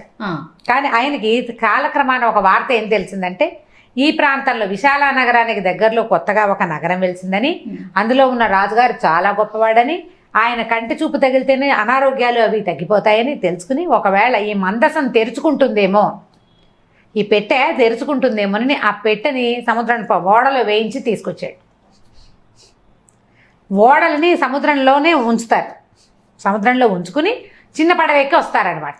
చిన్న పడవెక్కి వచ్చాడు. వచ్చి ఈయనకి దండం పెట్టాడు. దండం పెట్టి, అయ్యా నేను ఒక వ్యాపారస్తుడిని, నా పేరు నవకోట నారాయణ, మరి ఒక దేవాలయం కట్టించడానికి ఒక ఏర్పాటు చేసుకున్నాను. అప్పటికి చాలామంది కూలీలు వచ్చి పనిచేశారు. వాళ్ళలో ఒక గణాంకుడు, ఒక లేఖకుడు ఉండేవాడు. ఆ లేఖకుడి భార్య చాలా అందగత్త. అయితే నేను ఆమె మీద మనసు పడ్డాను. ఆమె కోసమని నేను కొంచెం ప్రయత్నం చేసి డబ్బుల కోసం నా గదికి వచ్చేలాగా ఏర్పరిచాను. ఆమె నా గదిలో ప్రవేశించింది. ఆమె ప్రవేశించిందని తెలిసి నేను లోపలికి వెళ్ళాను, కానీ ఆవిడ కనపడలేదు. తర్వాత తెలిసింది ఆమె ఆ గదిలో ఉన్న ఒక పెద్ద పాత పురాతనమైన పెట్టెలోకి ప్రవేశించేసింది. ఏం చేసినా ఆ పెట్టె తెరవబడలేదు. చివరికి ఇక నన్ను వదిలిపెట్టేలాగా లేదని సముద్రంలో పారేద్దాం అనుకున్నాను ఆ పెట్టెని. అయితే పడిపోతుండగా ఆవిడ, నాయన నేను నన్ను సముద్రంలో పడేయద్దు, 7 సంవత్సరాలు నేను ఇందులోనే ఉంటాను, నా భర్త చేయి తగిలితేనే ఈ పెట్టె తెరవబడుతుంది. 7 ఏళ్ళు అంది. అన్నపానీయాలు లేవు, ఆ పెట్టె తెరవబడలేదు, తెరుచుకోలేదు. మేము తీలైపోయాము, దానంతరది తెరవబడలా. ఈ 7 సంవత్సరాలు దాటిపోయింది, ఆమె చెప్పిన సమయం అయిపోయింది. ఎవరు ఏ విధంగా పెట్టె తెరుచుకుంటుందో నాకు తెలియలేదు. ఆవిడ అన్నపానీయాలు లేవు, వస్త్రాలు లేవు, గాలి లేదు, అందులోనే ఉంది, ఎప్పుడైనా మాట్లాడుతుంది. మరి ఆ పెట్టెని మీ సముఖానికి తీసుకొచ్చాననగా ఈయనకి వెంటనే తన భార్య అని తెలిసింది. ఆయన ఏమనుకున్నాడంటే, ఎంత లోకోత్తరమైన చరిత్ర కలిగింది తన భార్య, అయితే అది ప్రపంచానికి తెలియాలి. అందుకని ఏం చేశాడంటే, సైనికులు పిలిచి, ఈ నవకోట నారాయణ సముద్రంలో ఒక ఓడుంది, అందులో ఒక పెట్టుంది, ఆ పెట్టెని తెరవండి అన్నాడు. వీళ్ళంతా పోయారు, సుత్తి శానాలన్నీ పుచ్చుకుని కొట్టారు, పీకారు, లాగారు. ఏం చేసినా ఆ పెట్టె తెరవబడలేదు.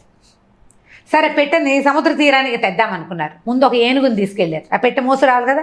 ఆ ఏనుగు ఎంత లాగినా పెట్టె కదలలేదు. ఇక 10 ఏనుగుల్ని పట్టుకెళ్ళారు. ఏం చేసినా ఆ పెట్టె మాత్రం లాగలేకపోయారు. ఏనుగులు కింద పడిపోతున్నాయి సముద్రంలో.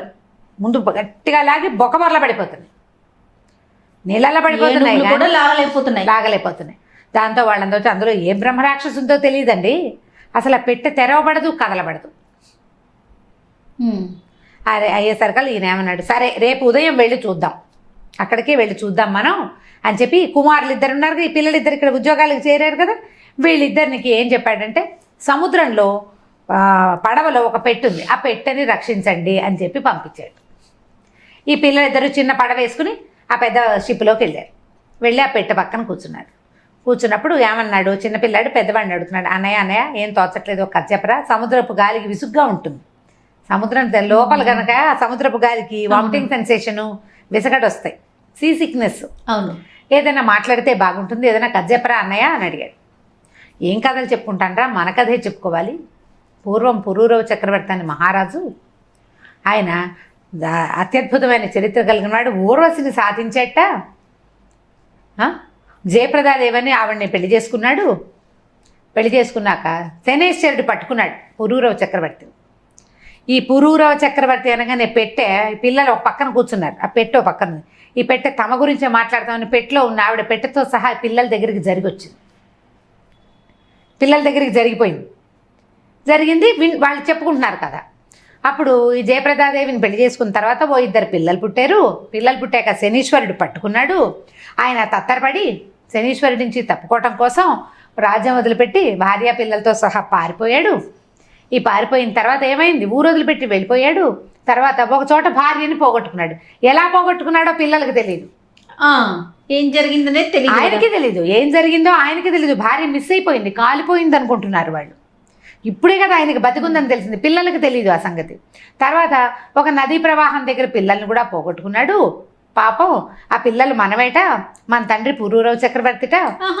మనకు ఉపమహర్షి చెప్పాడు కదా ఈ రహస్యం, ఏనాడో మళ్ళీ మనం కలుస్తా అంట అన్నాక ఒక్క క్షణమై ఒరే ఈ పెట్టేట్రా మన దగ్గర ఉంది, మనం ఇందాక దూరంగా కూర్చున్నాం కదా అనుకున్నారు.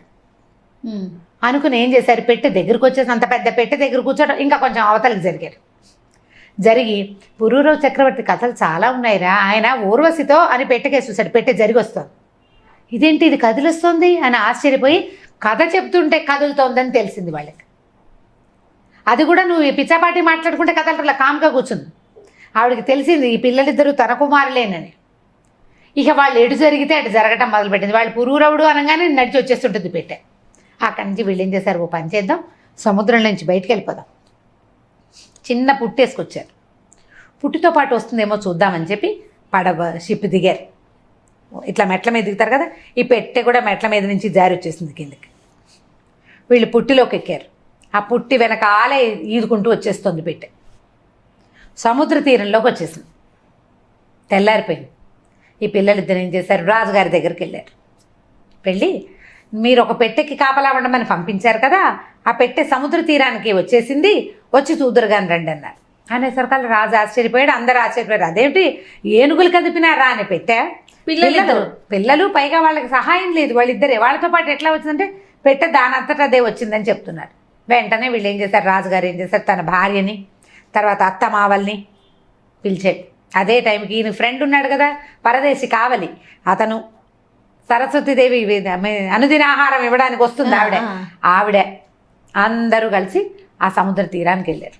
వెళ్ళాక ఈయన అడిగాడు, ఏం చెప్తే దేనివల్ల ఈ పెట్టి ఇక్కడికి వచ్చింది అనుకుంటున్నారు మీ ఉద్దేశం అంటే, మేము పురూరవ చక్రవర్తి కథ చెప్పుకున్నాము, ఆ పురూరవ చక్రవర్తి పేరు వినగానే ఈ పెట్టె కదిలి మా వెనకాల వచ్చేసింది అని చెప్పాను. చెప్పేసరికల్లా ఈయన పరమానందం పట్టలేక ఆ పెట్టెని ముట్టుకున్నాడు. ఇట్లా పట్టుకునేసరికల్లా పెట్టె మూత ఊడి లేచి వచ్చింది. ఆ పెట్టెలోంచి జయప్రదాదేవి దిగి బయటకు వచ్చింది. జనం అంతా ఆశ్చర్యపోయారు. ఆయన నవకోటి నారాయణ కాళ్ళ మీద పడ్డాడు, క్షమించమని, నన్ను క్షమించు, ఒక్క క్షణం నా బుద్ధి చెలించటం వల్ల ఇట్లాంటి పొరపాటు జరిగింది అనేసరికి రావటం ఏమిటి, ఆ సరస్వతీదేవి అక్కడి నుంచి శనేశ్వరుడు కూడా వచ్చాడు. వచ్చి ఈమె నీ భార్యే కాదు, ఈ కుమారులిద్దరూ నీ సంతానమే, వీళ్ళని ఒక పడుచు ఆవిడ గొల్లెత కాపాడింది, కొంత రాసవిద్యలు అవి నేర్పించింది, ఉపమహర్షి ఈమెకి ఉపదేశం చేశాడు, దానివల్ల అంటే నిన్ను చూశాడు, కాలు చేయలేకుండా నిన్ను చూసి వెళ్ళిన ఉపమహర్షి అక్కడికి వెళ్ళి పిల్లల్ని సరిచేశాడు, కాబట్టి నీ కథ సుఖాంతమైంది, నువ్వు ఇంతకాలం ఈ ధర్మపరాయణత్వాన్ని వదిలిపెట్టకపోవటం వల్లే ఇవాళకి నీ చరిత్ర ఇట్లా లోకోత్తరంగా అయిందని శనేశ్వరుడు సరస్వతీదేవి ఇద్దరు చెప్పారు. చూస్తున్న ప్రజలంతా ఆశ్చర్యపోయారు. జయప్రదాదేవి ప్రవేశించిన నాడు ఎలా ఉందో అలాగే ఉంది, ఏమీ మార్పు లేకుండా. ఈవిడేమో భర్తకి పాదాభివందనం చేసిన, పుష్పాంజలేమో అక్కగారికి పాదాభివందనం చేసింది. తర్వాత వెంటనే ఆయన తనకి శుచిముఖుడు ఉన్నాడు, ఈయన మంత్రి కూడా వచ్చేసాడు కదా, వీళ్ళంతా కలిసి తమ రాజ్యానికి వెళ్ళిపోయారు ఈ శనేశ్వరుని యొక్క ఆజ్ఞతోటి. వెళ్ళిన తర్వాత ఆ ఏ సామంతులైతే ఈయన రాజ్యం మీదకి వచ్చారో వాళ్ళంతా 56 మంది సామంతులు ఆయనకి కప్పాలు కట్టి ఆయన్నే చక్రవర్తిగా ఒప్పుకున్నారు. భార్య కుమారులతో చాలా అత్యద్భుతమైన జీవితం గడుపుతూ ఏం చేశాడంటే ఆయన జ్ఞాపకం వచ్చింది. సరస్వతీ నది ఒడ్డున తన వాళ్ళని రూపవంత గంధర్వులు వాళ్ళని గురించి ప్రార్థన చేస్తే ఒక అగ్ని పుట్టింది. అవును. ఆ అగ్నిని ఒక చోట దాచిపెట్టొచ్చాడు. అక్కడికి వెళ్తే ఆ అగ్ని ప్రాంతంలో ఒక పెద్ద సెమీ వృక్షం మొలిచి ఉందట. ఎక్కడైతే ఈయన అగ్నిని స్థాపించాడో అక్కడ. ఆ తర్వాత ఆయన మళ్ళీ అక్కడ ఆ సెమీ వృక్షపు కొమ్మలతో ఇది చేస్తే ఒకదానికొకటి పుట్టి ఇది చేస్తే ఊర్వశి వచ్చిందట మళ్ళీ ఆయన కోసం. మళ్ళీ ఊర్వశి వచ్చాక ఇంకొక సంతానం కలిగింది. ఇంకో కుమారుడు కలిగాడు ఆయనకి. ఇంకో కుమారుడు కలిగాడు. తర్వాత ఈ భార్యలతోటి పుష్పాంజలి మరియు ఈవిడ ఉంది కదా జయప్రదాదేవితో హాయిగా సంతోషంగా గడిపి కొంతకాలం గడిపి ఊర్వశి వెళ్ళిపోయింది. పిల్లలకి రాజ్యాభిషేకం చేసేసాక తర్వాత వానప్రస్థాశ్రమం స్వీకరించి ఆ తర్వాత దేహత్యాగానంతరం ఆయన తన ప్రేయసి అయినటువంటి ఊర్వశి పరిష్వంగాన్ని మళ్ళీ పొందాడు. దేహత్యాగం తర్వాత ఆయన మరణించిన తర్వాత స్వర్గానికి కదా వెళ్తాడు. భార్యలు స్వర్గానికి వెళ్ళిపోయారు. ఈయన ఊర్వశి మళ్ళీ లభించింది ఆయనకి మరణానంతరం కూడా. శనేశ్వరుడు చెప్పాడట, ఇట్లా ఓపికగా ఉన్నవాడి కథ వింటే వాళ్ళకి శని బాధలు తక్కువగా ఉంటాయి. నీ కథ విన్న వాళ్ళకి చెప్పిన వాళ్ళకి కూడా శని బాధలు తక్కువ అని ఆనందించాడనమాట. అట్లా పురూరవ చక్రవర్తి కథ. చాలా బాగుంది. మేమంతా విన్నాము మీ నోటి ద్వారా. సో ఆయన అనుగ్రహం మా అందరికీ ఉండాలి. తప్పకుండా ఉంటుంది. రైట్ రమణ గారు, నమస్తే. నమస్తే జయ.